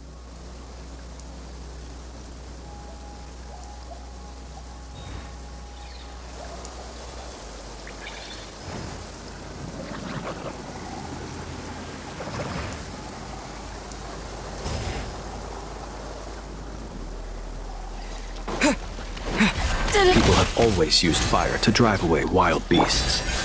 Wouldn't a lantern work just as well? You read my mind, my dear friend. I was just about to say that. All right then, dear friend. Bring the light! Night balls.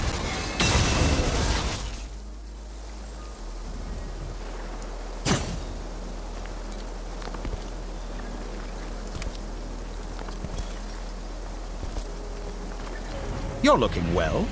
I trust you've had a good couple of days. Dottore. It's actually a good thing, in my view.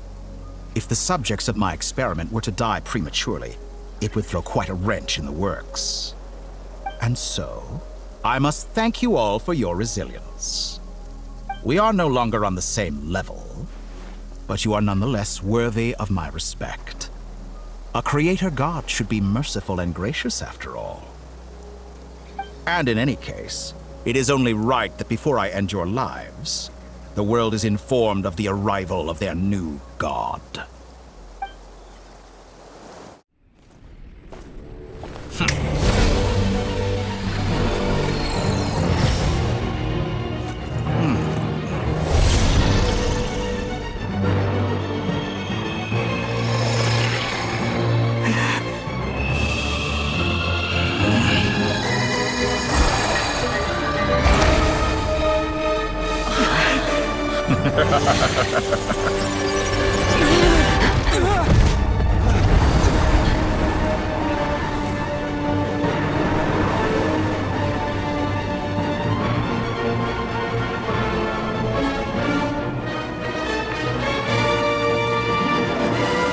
The experiment begins.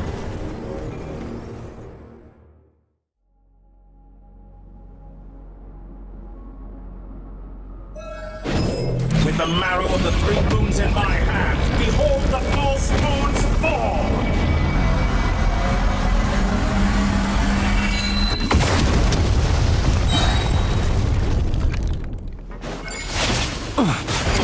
You'll sorely. I've been moved inside another space, and it's sealed off. Looking at the structure of it, it seems like the Tory intends to trap us here. There's no exit. Our endurance is about to be put to the test.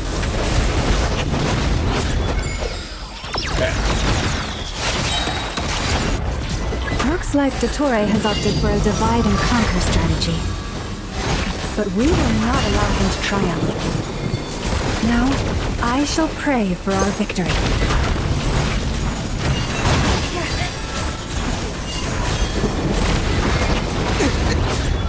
Entropy bears me. What's this supposed to be? A knockoff version of the space Columbina got trapped in? There really is no way out. We'll see about that, Dottore.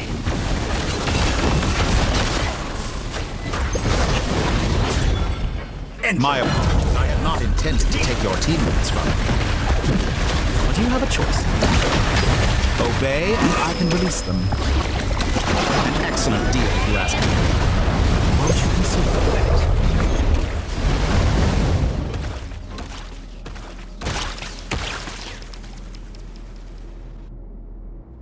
I'm aware you've been working on some little tricks to surprise me with, but it appears that none of them have come to fruition.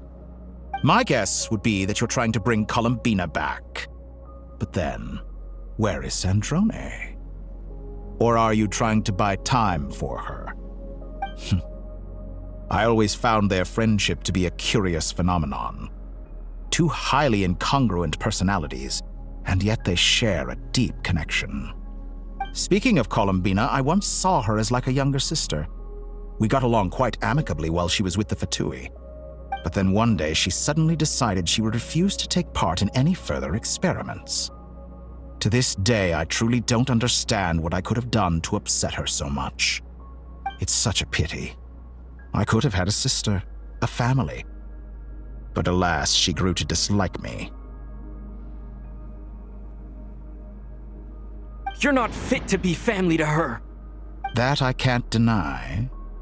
So many people, all obsessed with playing out the same tired old dramas. This world is rotten to the core. And then there's you. You had every opportunity to reach the right conclusion. The thought of killing you off like this? But I maintain that I approached you in good faith, so I will offer you another chance. Will you work with me? You have until I count to 10 to make your choice. 1, 2, 3. Not in a million years.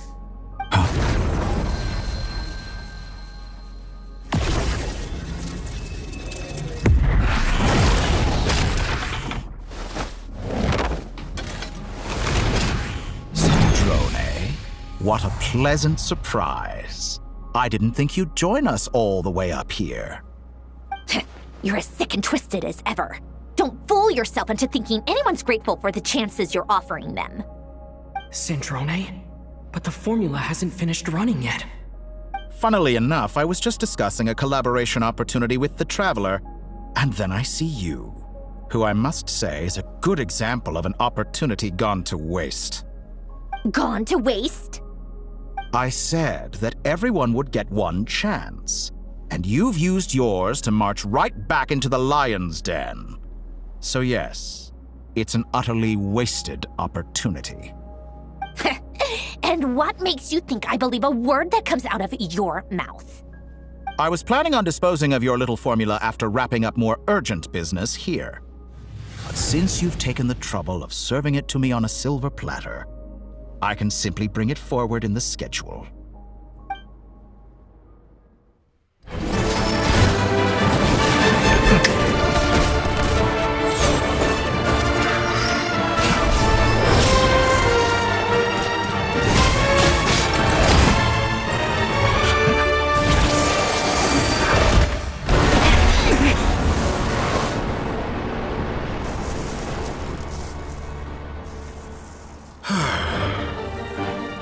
Is this your life's work?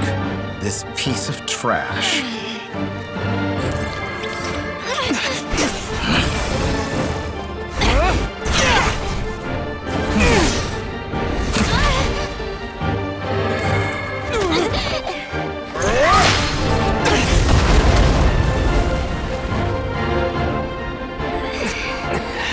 Your formula runs too slowly, Sandrone. You put your hope for success on others instead of fighting dirty. That is why you have failed. Now, whom should I slay first? Any volunteers? No one? How nice of you to leave the decision to me.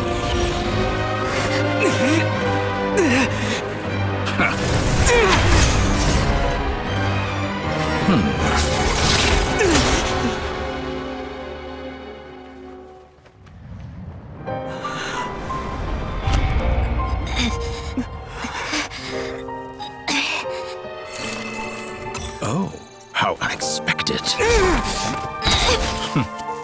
Sandrone, any last words for me, comrade?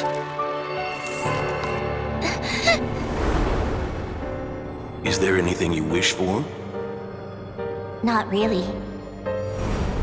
But I've always known what I don't want. Go to hell, Dottore.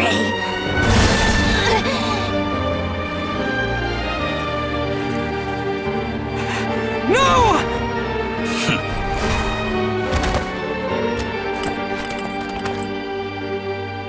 And now, you have failed.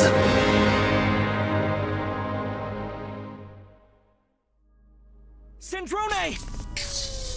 Now you see how fragile mechanical contraptions are. Just a gentle tap, and they fall to pieces. However keen of an inventor Sandrone may have been, her death spells the end of the formula that was running inside her body. Of course, I have to commend her for making it this far. As her colleague, I have to admire her stubborn tenacity. Now, it is time for you to take your place by my side. My count was interrupted, but the second chance I extended to you still stands. Once again, you are welcome to join me. By now, I'm sure you have gained a greater appreciation for the power and authority I wield. What is stopping you from embracing a new world of endless possibilities? Not in the mood to talk? As you wish. You seem less talkative than usual today. I'll change the topic to something more apropos.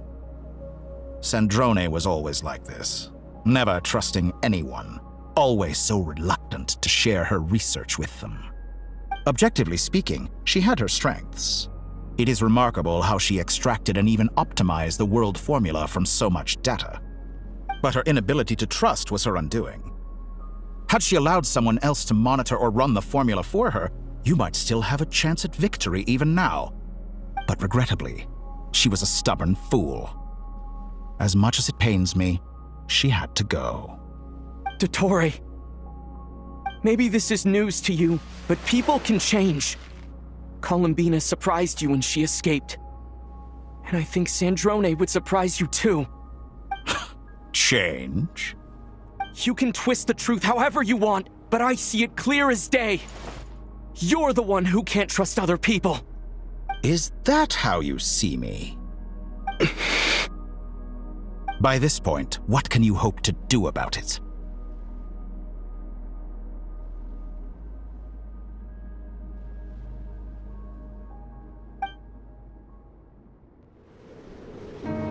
It is pointless to fight on. You've already lost. Wrong. You can't win this, Dottore.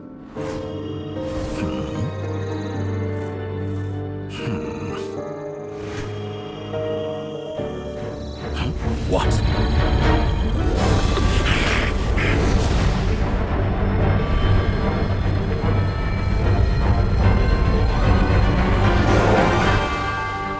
My formula can get us 90% of the way. It will connect you to Columbina. Then, I will bring the formula's output to the Traveler's side. For the last 10%, do whatever it takes. Just bring the moon down.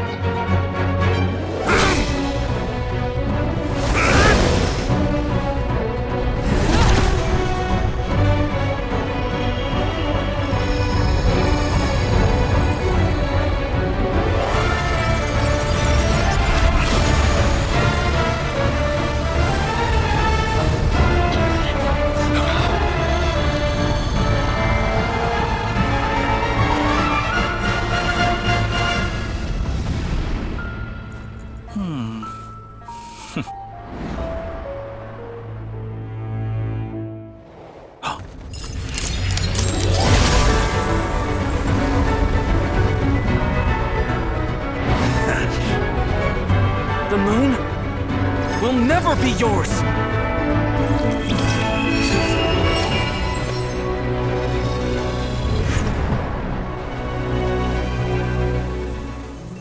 I turn my body into moonlight and pour it over Nodcry. My soul, I leave here to inform my future friends. Lastly, I will hide the Trilune Authority within the Frost Moon. And when my body, soul, and authority are reunited, finally... Columbina!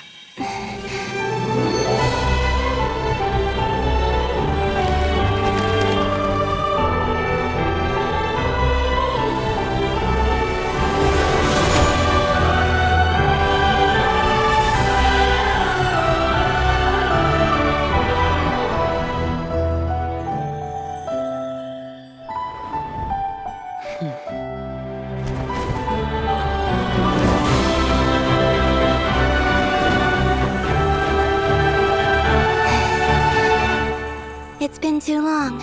I'm back.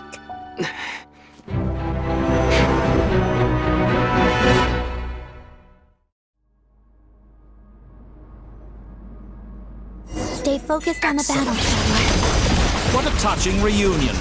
Though I personally find myself repulsed by the sight of weaklings huddled together for war. Now, if you're quite finished patting yourselves on the back, show me how long you can struggle before you drown. Watch out, Columbina! He can manipulate... I know. Wait for the right moment. We'll strike together.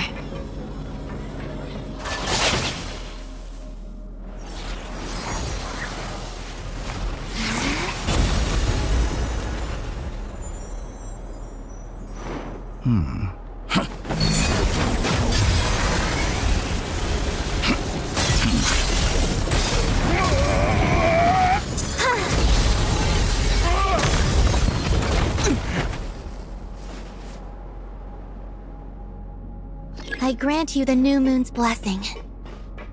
The new moon shines upon you.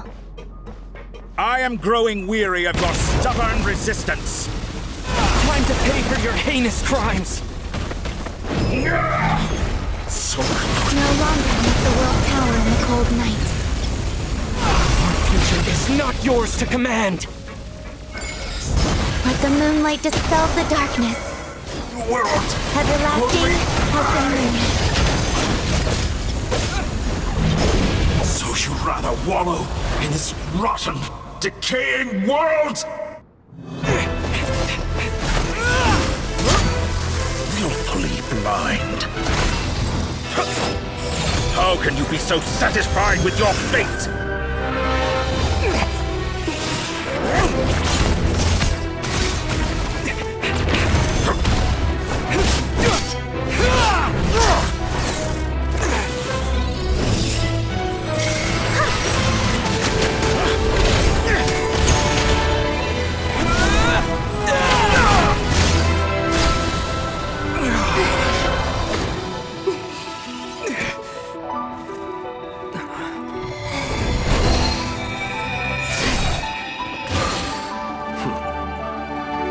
This battle was never about fate.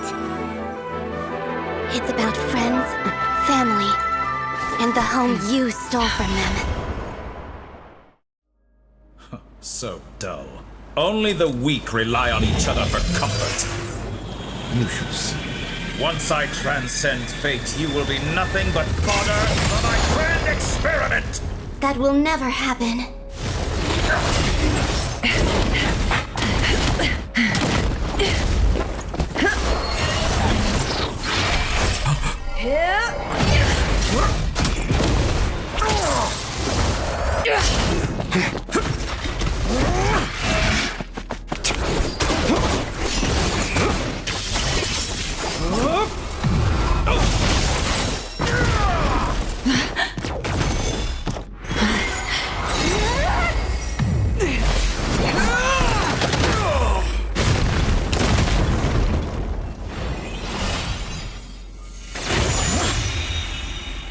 Today, the moonlight touches this world once more!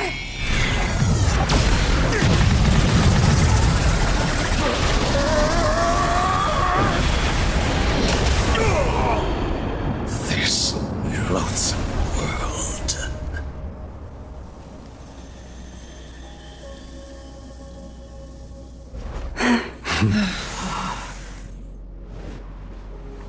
No, this world is our home.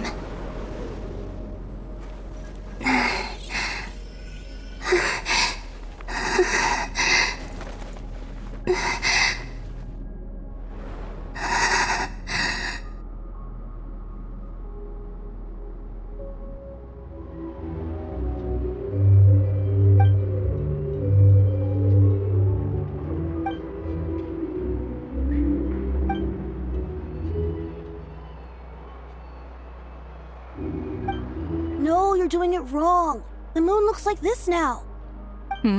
What are you drawing, children? The new moon, Mom. It looks different than before, doesn't it? Also... Can I go buy a sugar sculpture today? Please? Just one? All right. I suppose today is a special day after all. Almost like a festival. Extra, extra! Get the latest Nasha Express here! Post-disaster report! Nasha Town reborn beneath a new moon! The voyage begins today! The future looks bright thanks to the League. Want a copy? I knew things would be different, but I didn't think that would include the moon. They say a new moon goddess has been born. A new moon goddess? Who's saying that? The Frost Moon Scions? I guess so. I'm not too clued up on the details. As far as I'm concerned, the moon's still in the sky and it's business as usual. Hey, since we've come all this way, shall we grab ourselves a free meal while we're here? Are you a convert now? Or are you just here for the free lunch? Oh, come on, what does it matter? After everything we've all just been through? That smells good. All right, that's it. I'm hungry. Time to eat. Come on! We gotta get there early, or there won't be any good spots left! Shh, keep it down. This is a residential area. What if people are still sleeping? Why is it so noisy outside? It's okay. Paimon was pretty much awake anyway. It's been so long since we last had a chance to relax, huh? Feels like time is moving slower than usual. What about you? Did you rest well? Still winding down from everything that's happened? Or are you wondering how our friends are doing? Or is it about what Dotori said to you? Okay, if you say so. But don't push yourself, alright? Let Paimon know if you need to talk. What we just went through was a lot. It's totally normal if you need some time to get back in your groove. Luanatar disappeared after Columbina came back. Apparently, she was part of Columbina's soul or something. Still, Paimon kind of misses Luanatar somehow. But anyway, you did great. So did Paimon. We all worked our butts off to contain this disaster, and in the end, we made it. So, chin up, Traveler. You should be proud of yourself. Hey, don't poke fun. You should be glad that Paimon's growing as a person.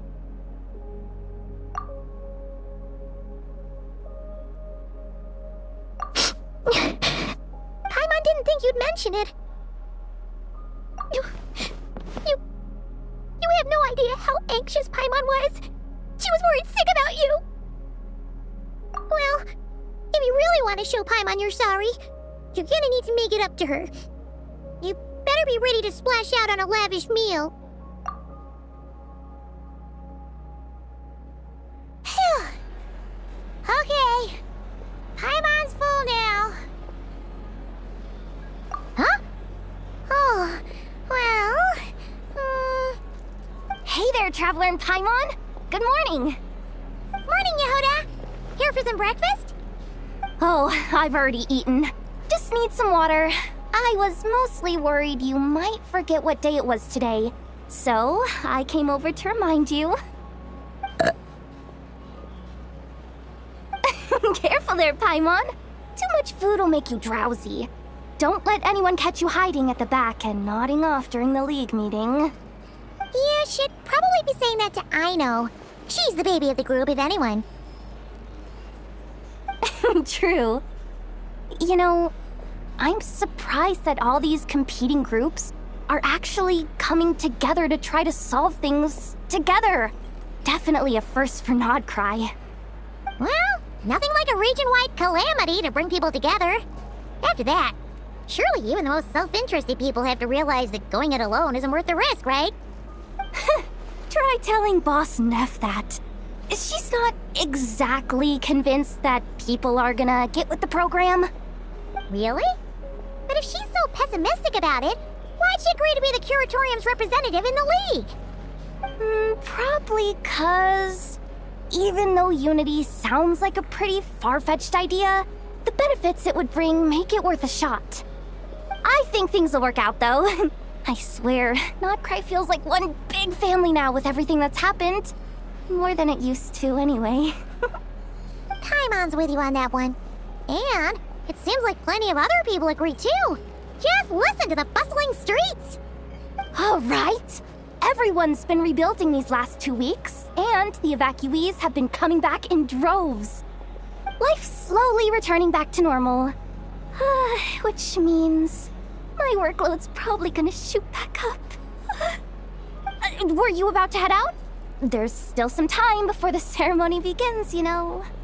Yeah, we were gonna take a stroll around the square and say hi to some friends first. Sounds good. See you later then.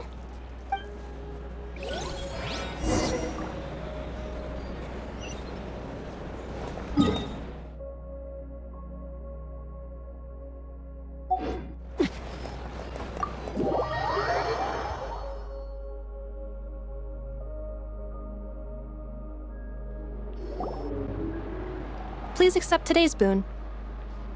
Have a nice day. Are Paimon's eyes deceiving her? Or is that Inefa handing out food for the Frost Moon Scions? Hello there. Would you like a Feast of the Moon, along with some snacks of the day? So, what's new, Inefa? It was only a few days ago when we last saw you, but it looks like you've joined the Frost Moon Scions in that time. And I know too? What are you talking about, Paimon? We're just here to help, duh. In the wake of the disaster, it's all hands on deck. We responded to Lama's request for support. At times like these, the smallest good deed can inspire others and help them through the hard days ahead.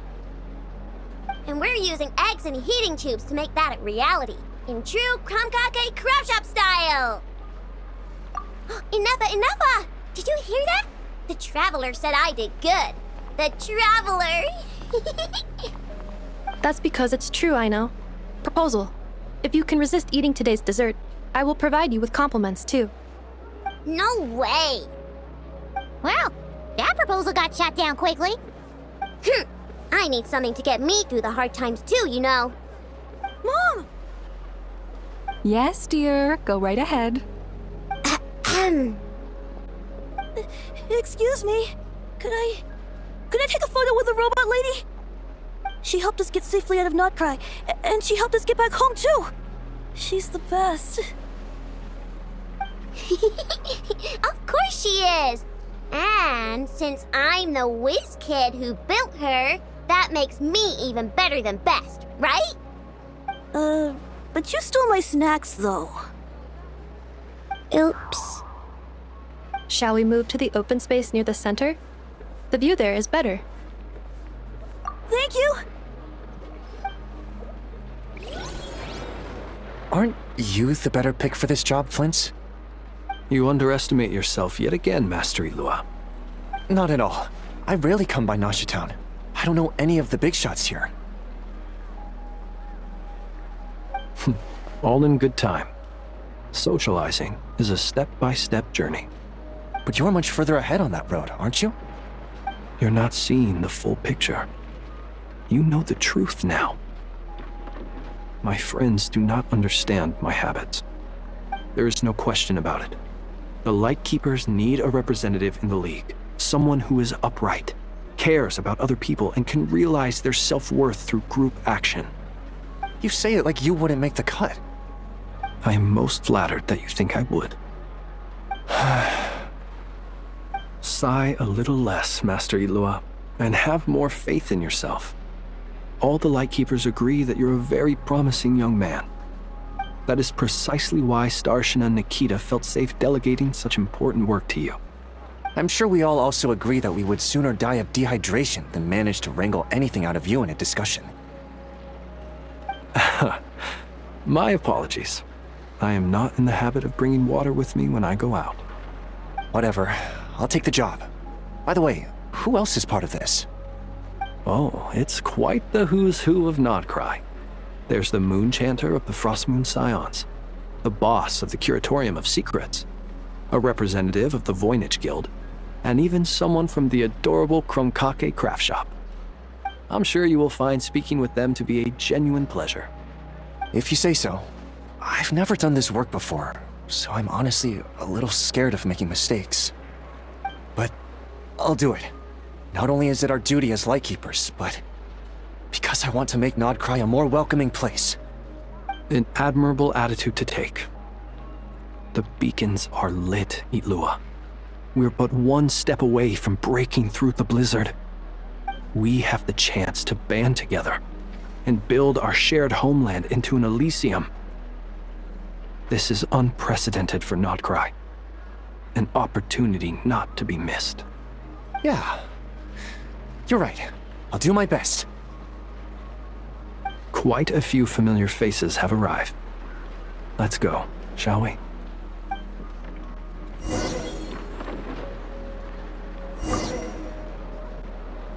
You look so cool when you fly, Miss Robot, and when you use your sphere, too!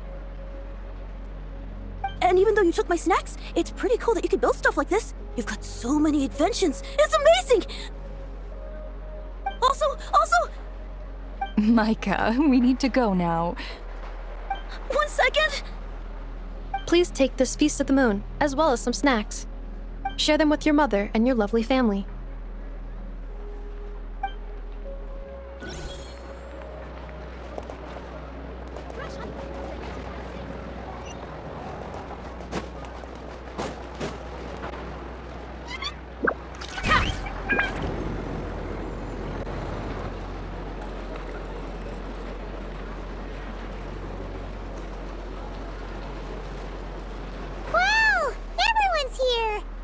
You seem well rested.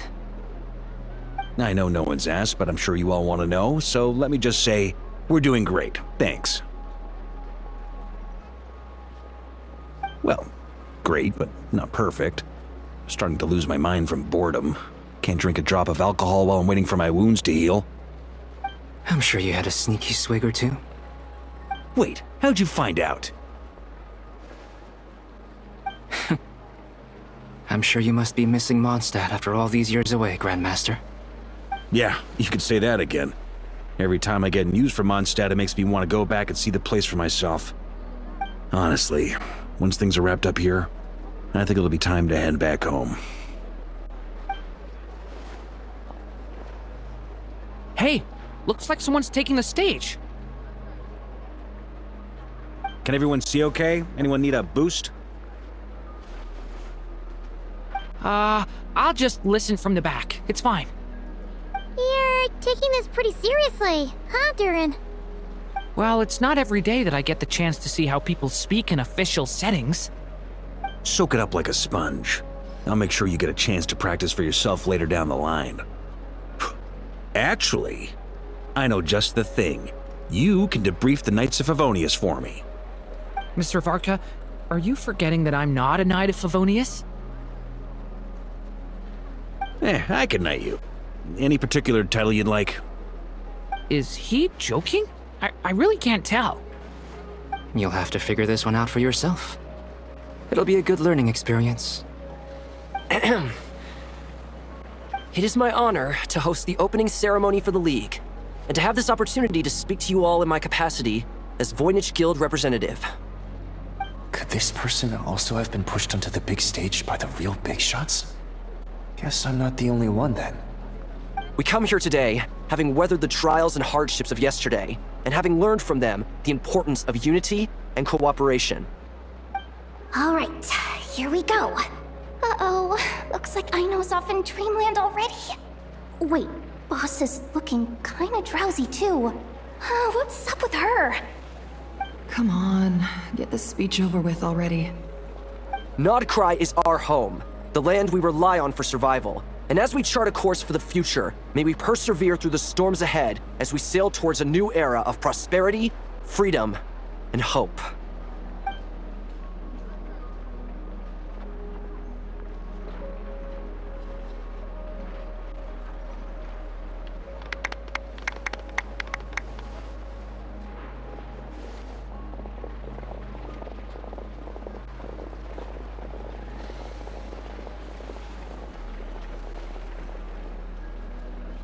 Looks like we'll have more opportunities to travel in the future. I'm sure you'll cope, Lady Moonchanter, given how fleet of foot you are. Unfortunately, I suspect I'll be too busy at the Curatorium to act as your host. We have a busy schedule, not to mention an international network of contacts to manage. That'll be all right. I'll just check your schedule with Yehoda well in advance. And if she's not available, I can simply ask Ashru. So giving my employees extra workload isn't enough for you? You're really going to drag my cat into this too? I thought you'd approve. Aren't you forever increasing your employees' workloads? That's a bold statement. Are all the Frostmoon Scions feeling more audacious now that your moon goddess has returned? Columbina's return has brought joy to all who care about her. That includes both you and me. As for the Frostmoon Scions, we are learning how to thrive independently, without relying on the moon goddess. It is up to us to make our home a more livable place. Joining the League is one of the steps we are trying towards that end. I like the word try. It's nice and non-committal.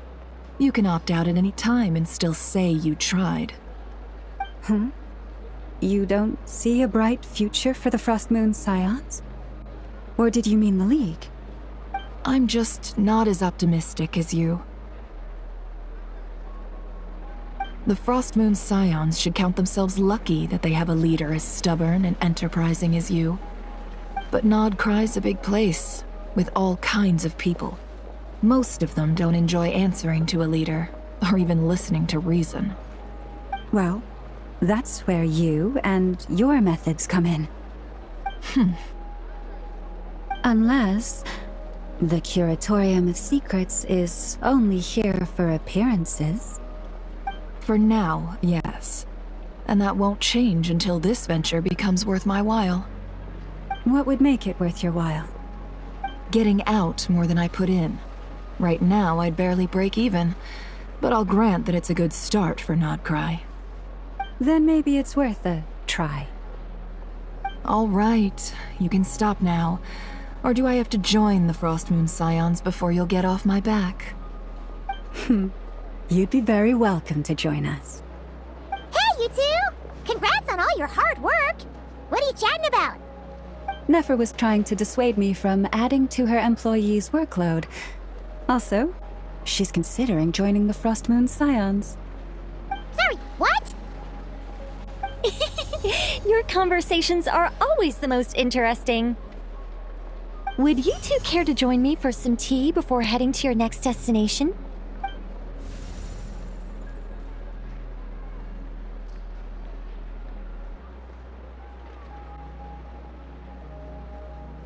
Nicole? Wait, where are you? Aren't you gonna show up today? Sadly not. I'm otherwise occupied right now. I'm sorry, Paimon. I can hear how disappointed you are. If it's any consolation, let me say that how things appear on the surface is a far cry from what they are at their core. Perhaps you'll feel better if you focus on the fact you have a special line of communication with the great mage herself. Okay? Has something happened? No, or not yet, anyway. Well, that's not ominous at all. Not for the time being. Just think of this as a general check-in to make sure this communication system is still running smoothly. Besides, it's good to chat once in a while if we want to maintain our friendship. You could have just said so. Haven't got all worked up for nothing.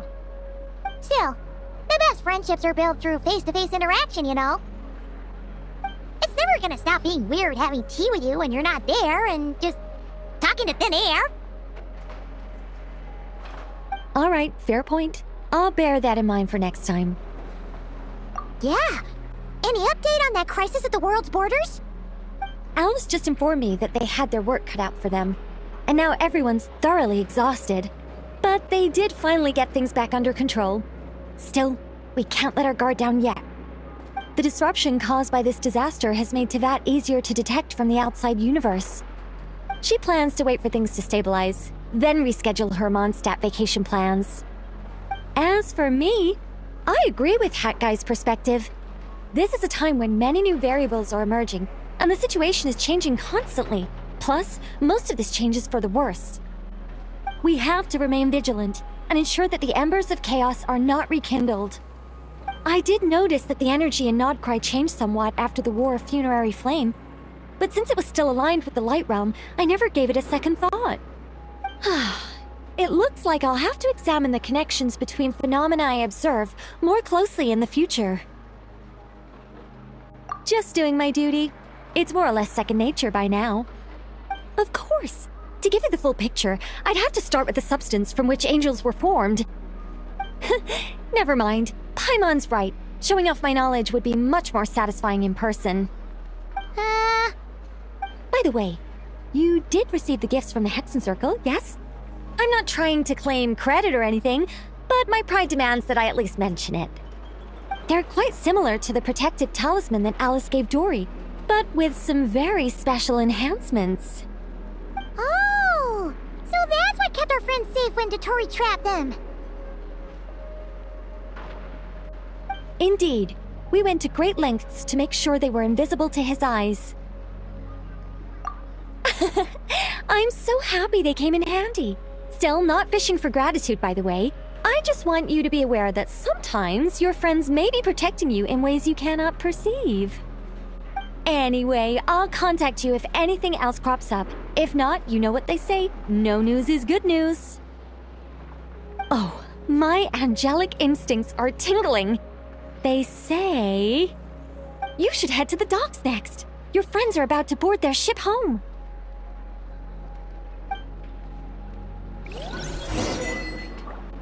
This place looks perfect.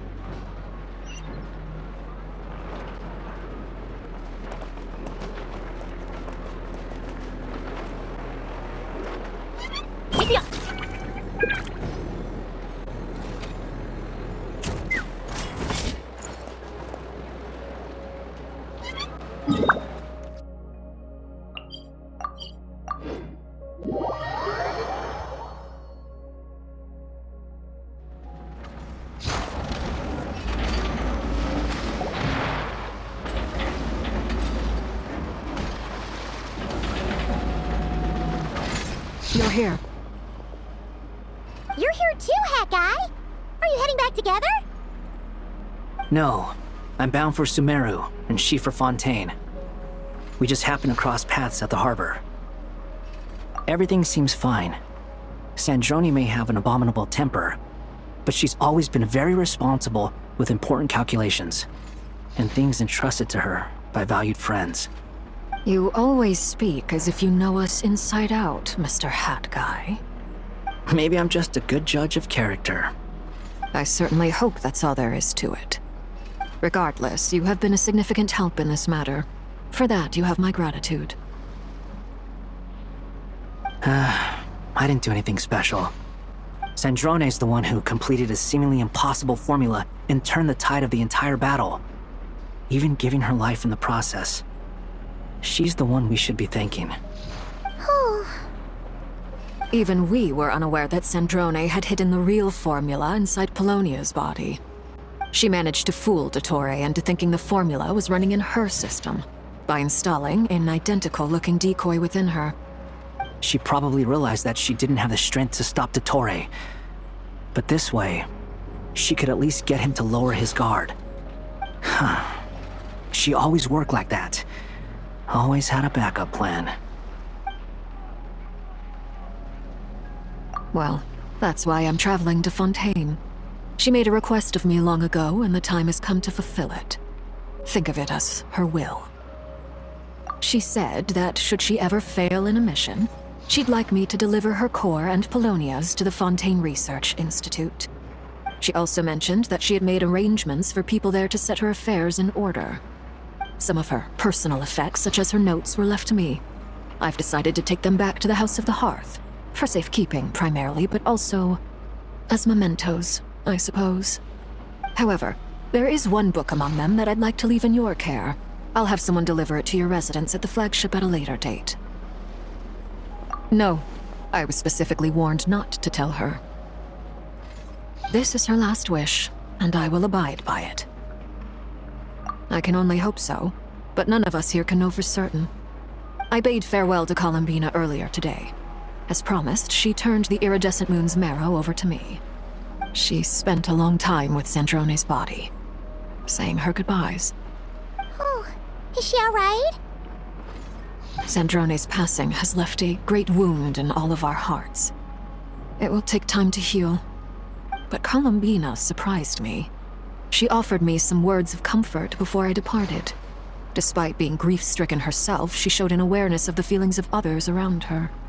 She never used to act like this. Clearly, she has grown. And I suspect that we have you to thank for much of the change we are seeing in her. Huh. After these recent events, the Tsaritsa has revoked the Pale Star Edict. Snezhnaya now realizes that the arrest warrant for Columbina was just a ploy by Dottore, who coveted her powers. I shall return to Nodcry to see her as soon as I find the time. I hope that from now on, she too will explore more of the world. Columbina Hyposelenia's journey is only beginning. My ship is here. Traveler, Paimon, we shall meet again. You too, Hat Guy. What are you still bumming around for? Isn't Columbina waiting for you? I thought today was the day you'd agreed with her to go find out the truth about your sibling. You're afraid you won't like the truth when you see it. Well, this is new. I was starting to think that nothing could scare you. Don't say that! Wouldn't you be if you were in this situation? Fair point. But I'd say I have more experience facing up to unpleasant truths than the Traveler. They say blood's thicker than water. I know how much you need your family back. More than you need any of your friends. And I'm sure that all your real friends understand that too. No matter what the truth turns out to be, they will stick by you and support you, whatever decision you make. Finding the truth is important. But more important still is what you choose to do once you've found it. At least, that's the life lesson I've learned from my experience, grappling with the truth. What? Now that Dottore's dead and gone? A little, I guess. But it hasn't solved everything. Maybe I regret not getting to end his life with my own hands. Or maybe it's something else. But for whatever reason, I still feel like I have a chip on my shoulder. Either way, I'm going back to Sumeru. Lesser Lord Kusanali is gonna need help dealing with all the chaos Dottore left in his wake. Not just from this incident, but everything he did in the past, too. You should continue with your journey, as you've always done. Who knows? Maybe we'll meet again someplace else. So, what should we do now? If you want to explore a bit more to steady those nerves, Paimon's game! After all, when Columbina said she knew where your ship was hidden, Paimon promised to give you two some alone time with the truth. It hasn't been all that long since we were last apart, sure, but with Columbina there, Paimon's sure things will be just dandy. Ain't no biggie. Paimon might be all about that food and fun, but she knows how to do right by people.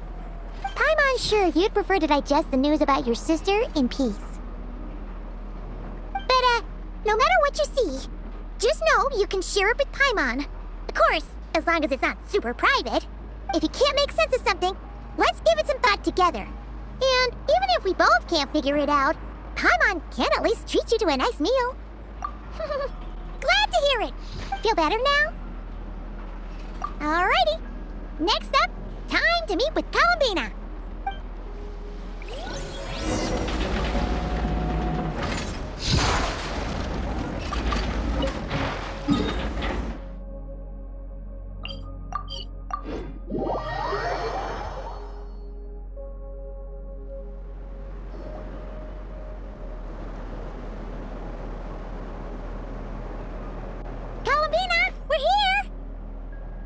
can't quite believe we're meeting out here. We've gotten used to walking over to Silver Moon Hall whenever we go see you. Well, you're still welcome to go there whenever you want to see me. It's just, now that it's all over, I've decided to make some changes. Try and fit in with the Frost Moon Scions, like Lama suggested. The older generation are still timid around me. They don't dare get too close, and they bow their heads when I walk by. But things are much better with the children. I see more curiosity in their eyes. Hopefully, by the time the next Moon Prayer Night comes around, I can enjoy the festival with them as myself, without having to pretend that I'm only dressed up as the Moon Goddess. You'll do fine, Columbina. Paimon's sure they'll realize you're super nice once they get to know you better. You really think so? When we first met, you thought I was a little up in the clouds.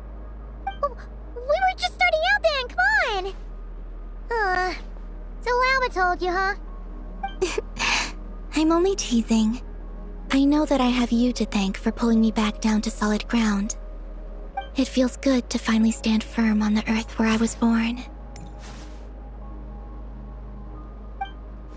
Oh, that's great! Thank you. I'll make sure not to lose it this time. Well then, are you ready? Lumine, what happened to our spaceship back then? It's time to learn the truth at last. Ready as I'll ever be. Good. Then let me open the way for you.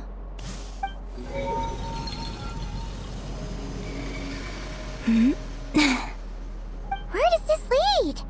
To our shared destination. Huh? Do you remember me telling you about my missing prologue back when we just met?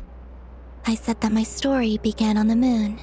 But while I was inside the moon's reflection, I realized that my prologue was really hidden in the future. I just had yet to discover it at that point. The story of the time before I was born was in fact the story of my distant future. It's truly fascinating. But when I obtained the Trilunar Authority and returned to our present reality, I sensed something I hadn't expected. Your prologue. So you mean? Yes, your spaceship. All this time, it has been hidden on the Frost Moon, which lay beyond the sky. The great ruler of the firmament. The heavenly principles. Wait, them? Why would they do that? I don't know. Perhaps your ship contains something that is incompatible with Tevat. Or something that cannot be known. Oh, did I pick a bad time to say this? I know it must have been hard to work up the courage to do this. Maybe I should have waited until you were on the moon, with no chance to back out. That would have been kind of mean, you know. Take me there. Oh? Whatever is hiding in that ship, it belongs to me and Lumine. Those memories belong to us. No one else has the right to decide whether I should or shouldn't know about it. Not even the heavenly principles. Very well. Then let's go. You two take care, alright? And don't forget to come back soon! Rest assured, Paimon. We will. Traveler, after you. Thinking about the story that we'll find hidden on the moon? Yes. And hoping that it has a happy ending.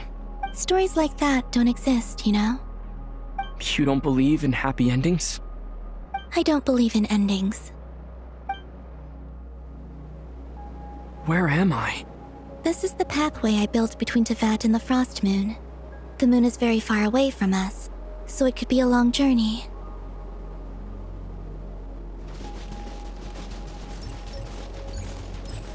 After I obtained the Trilunar Authority, I unwittingly saw past events from many of my friends' lives. One was Lauma. She was so young when they chose her to be the Moon Chanter. From then on, the Frost Moon Scions looked to her to bring messages from their goddess.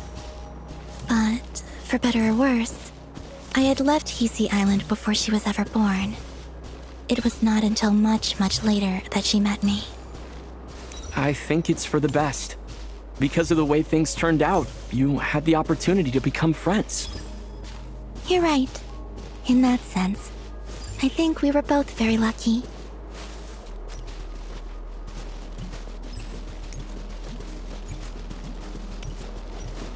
Oh, and about that mage, Nicole.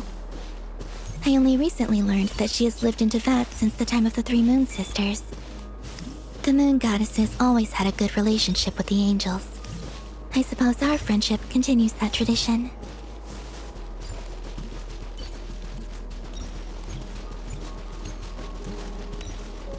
And then, there's Sandrone. I never knew that much about her, beyond the fact that she was created by someone called the Lord Artificer. She, too, suffered for a long time before joining the Fatui.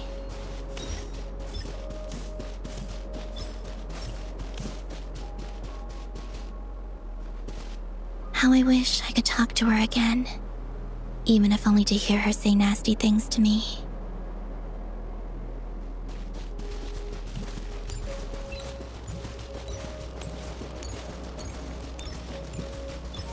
Also, I saw your sibling's story. I'm afraid I didn't see much. It seems that she rarely came to the surface, where the moonlight shines.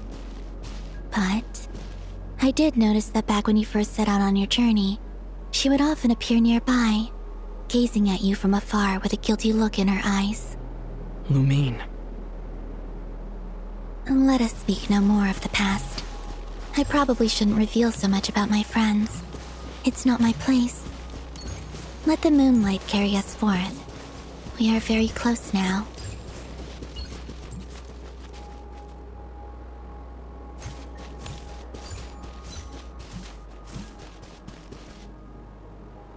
After this, I'd like to bring some Kuhenki to the moon as well. If they're willing, of course. What about your other friends? Will you bring them to visit too? Certainly. But I'll need to tidy the place up first. This home hasn't received any guests in a long, long time.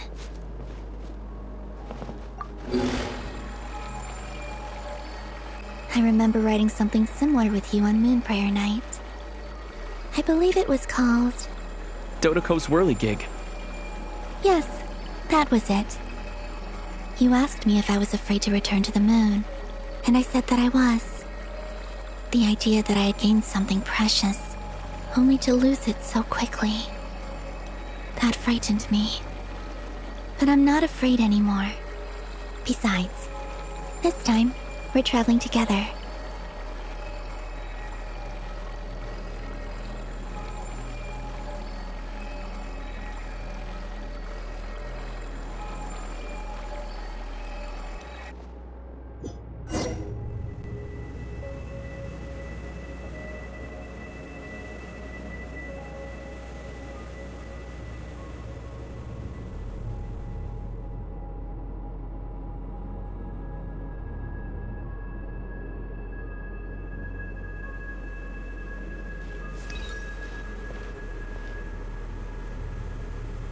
We're here. Over there.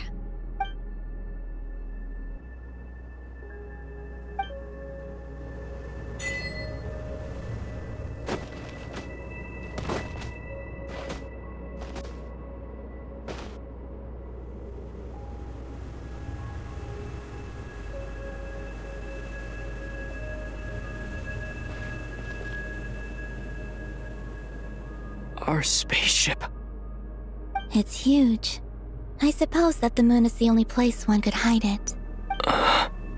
It'll be all right. Huh? The way you feel in this moment, I went through it too, on Moon Prayer Night. The door was right in front of me, but I struggled to find the courage to step through. Solitude for me once meant living a life in which even I was absent. Before I met you, that was the only life I knew. But that night, solitude meant throwing away the life I had gained after meeting all of you. Columbina.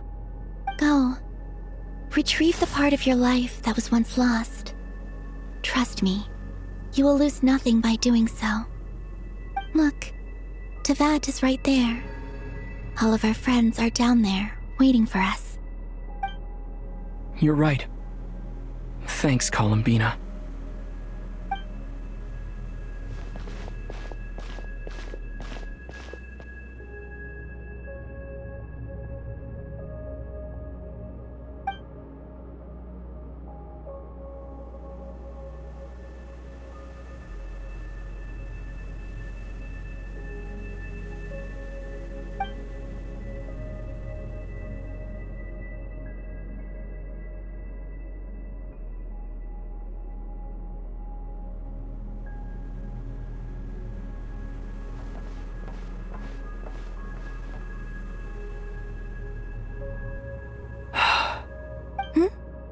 Finished?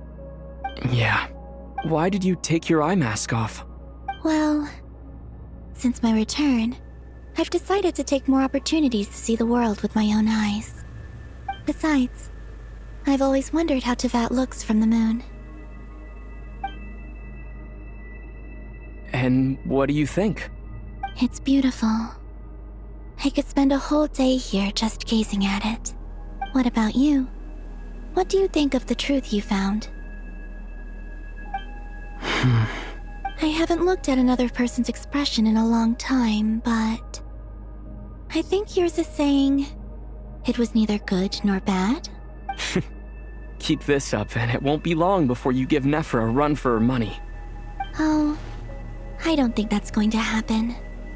I'm much more used to sensing what's going on around me with Kuvaki. I think I'll save my eyes for seeing special moments I really want to remember. I read the spaceship's flight logs. I always assumed that this was my first time in Tevat. I thought that Lumine and I must have been hibernating in space for centuries on end.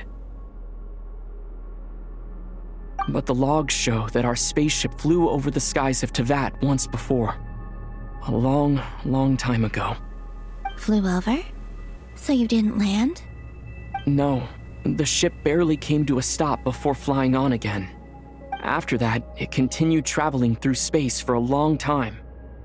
Some of the data is corrupted, but I suspect that it kept flying for thousands of years. It was only after that that the ship made a forced landing in Nodcry. When Lumine found me, she came from outside the ship. Could this mean that she left the ship long before I did? Maybe even during our first pass over Tevat. Are you alright? Yes, I can feel that the truth is coming together, one small piece at a time. I remember Lumine telling me that when she first arrived in Conria, she could not recall the past. So this might be something that even she doesn't know. Here, I made some space for you. Your mind must be racing, and this seems like the perfect place to relax and clear your head. Oh, wait, there's one more thing. What is it? Wait here a moment.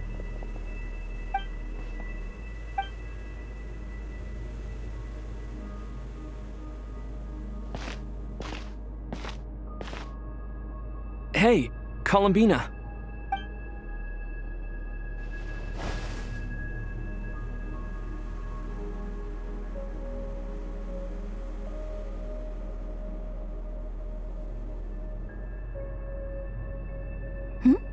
Is that a new outfit? An old one, technically. It's been in a cabinet inside the ship this whole time. It's a matching pair with Lumine's. She always liked this set more. Huh. I don't think there's a huge difference. Really? Yes, it's still the same you. You're the same person, no matter what clothes you wear. Only Columbina would make an observation like that. Traveler, do you consider Tevat your home? Home is wherever Lumine is. But then after all the time I've spent here, and everything I've been through, yes, I'd say it's my home. Would you change your answer if Tevat changed appearance? I mean, if the truth about Tevat turned out to be different than what you thought. I don't know, but I don't think so. The truth is not what matters most to me about Tevat. When I was first born, I longed for a home. And when you get something before you're mature enough to understand the world, you just take it at face value. I thought that a home was a transaction. You give me what I want, and I'll do the same for you. But you and your friends taught me what a true home should look like. You never asked for anything, yet you gave so generously to me. That's because your friendship matters to us. It was worth it. In the past, I thought that my birth in Nodcry must have been a mistake. But after journeying to the distant past where the story began, I realized that it was I who chose Nodcry to be my future home. Now, I am glad that I made that choice. I'm sure your friends are just as glad. In fact, I intend to make the same choice today as I did back then. What do you mean? Well, I've given the Eternal Moon's Marrow to Lauma, and the Iridescent Moon's Marrow to Arlecchino. And now, I shall return my Kuvaki to Nodcry again, that it may continue to protect my chosen home. Wait, but what about your body? Oh, are you worried that I'll disappear again? I won't. Not this time. The Frost Moon has now entered the False Sky, and I am the Trilune Goddess. I am only returning to Nodcry the part of me that it needs. I am giving what I can, because my home is worth it. Oh, and I have something for you, too. For me? Yes. Come closer.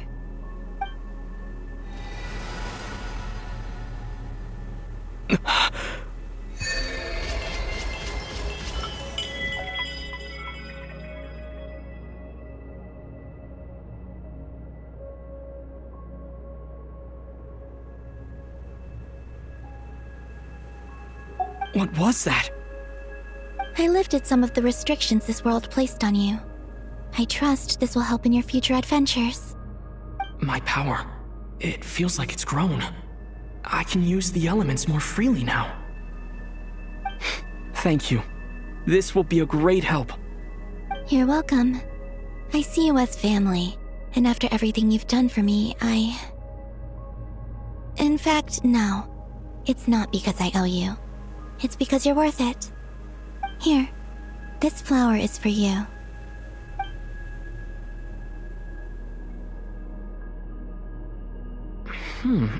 Isn't this a moon prayer blossom? Yes. Don't worry. You will never see these flowers lose their color again. I'm finally discovering the joy of giving. How I wish I'd learned this sooner. Hey, better late than never. What are you thinking about now? Why don't you take a guess? You get one shot. I don't think I'll get it in one guess. But I'm sure it's a happy thought. That's kind of a sneaky answer. I can't say you got it wrong. Down into that, the moon seems so far away. I felt it might always lie beyond my reach. But on the moon, everything feels so close by. The haze that once enshrouded the skies has finally been dispersed. I feel like a traveler on a winter's night, starting a new chapter in my tale by the warmth of a bonfire. I don't have a lot of luggage, but I do have a lot of hope for the future. Well, what's next? Next? To start with, I want to stay here just a little longer. After that, let's return home and continue our journey.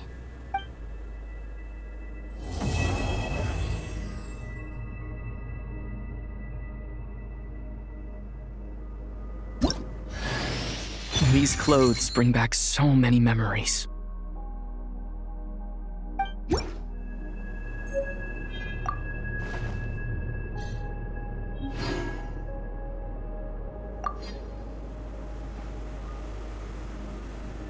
The journey goes on, for you and for me.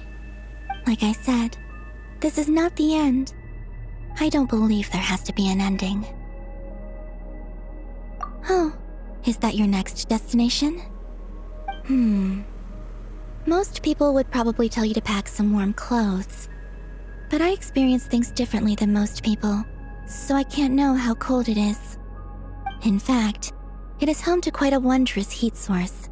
I think they call it Kreshnik's torch. Every city in Snezhnaya is built around one of those. I sensed the energy it gave off as I was passing by on a railway train.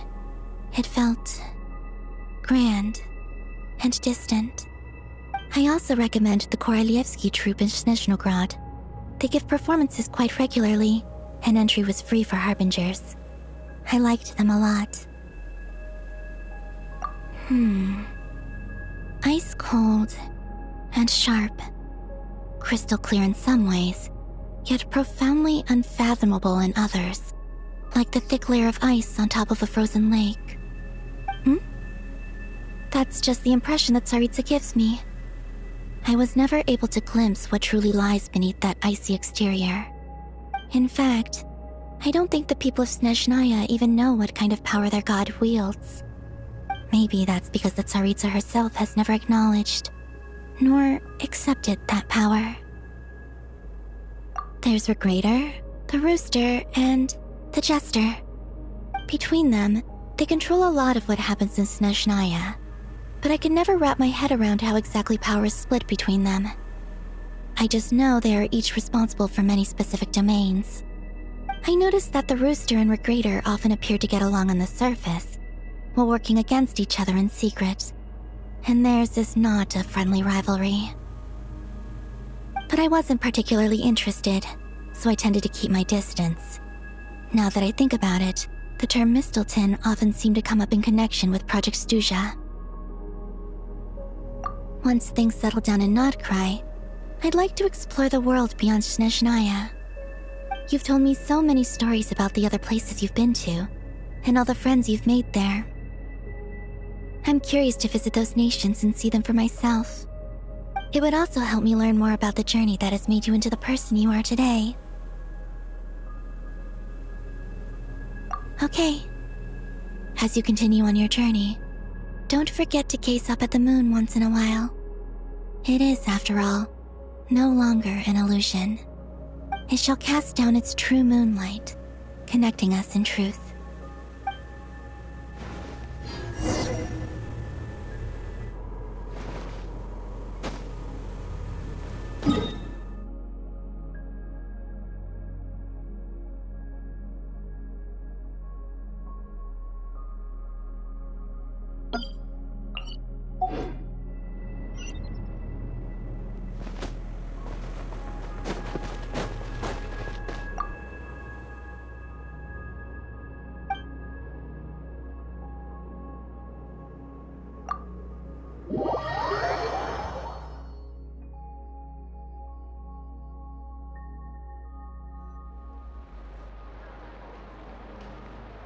To Jean, acting Grand Master of the Knights of Favonius.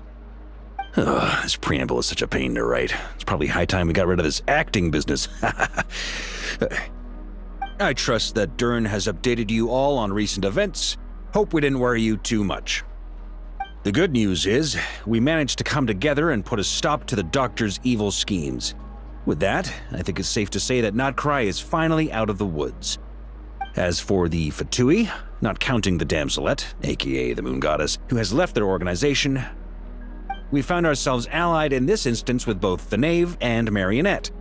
May she rest in peace. As ever, we find ourselves better off for making friends rather than enemies.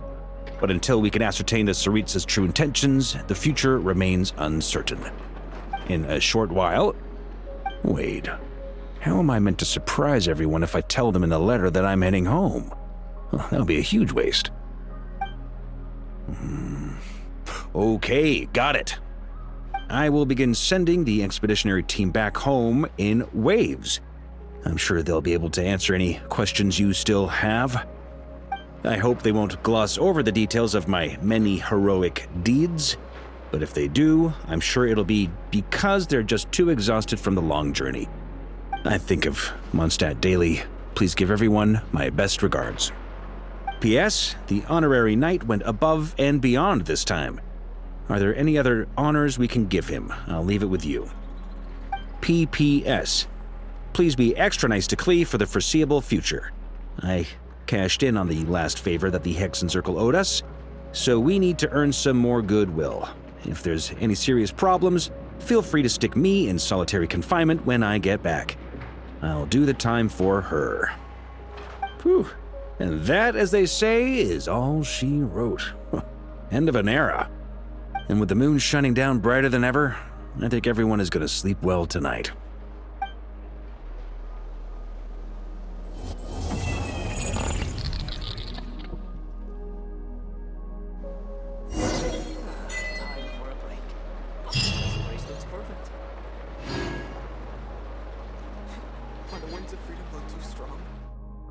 All in a day's work.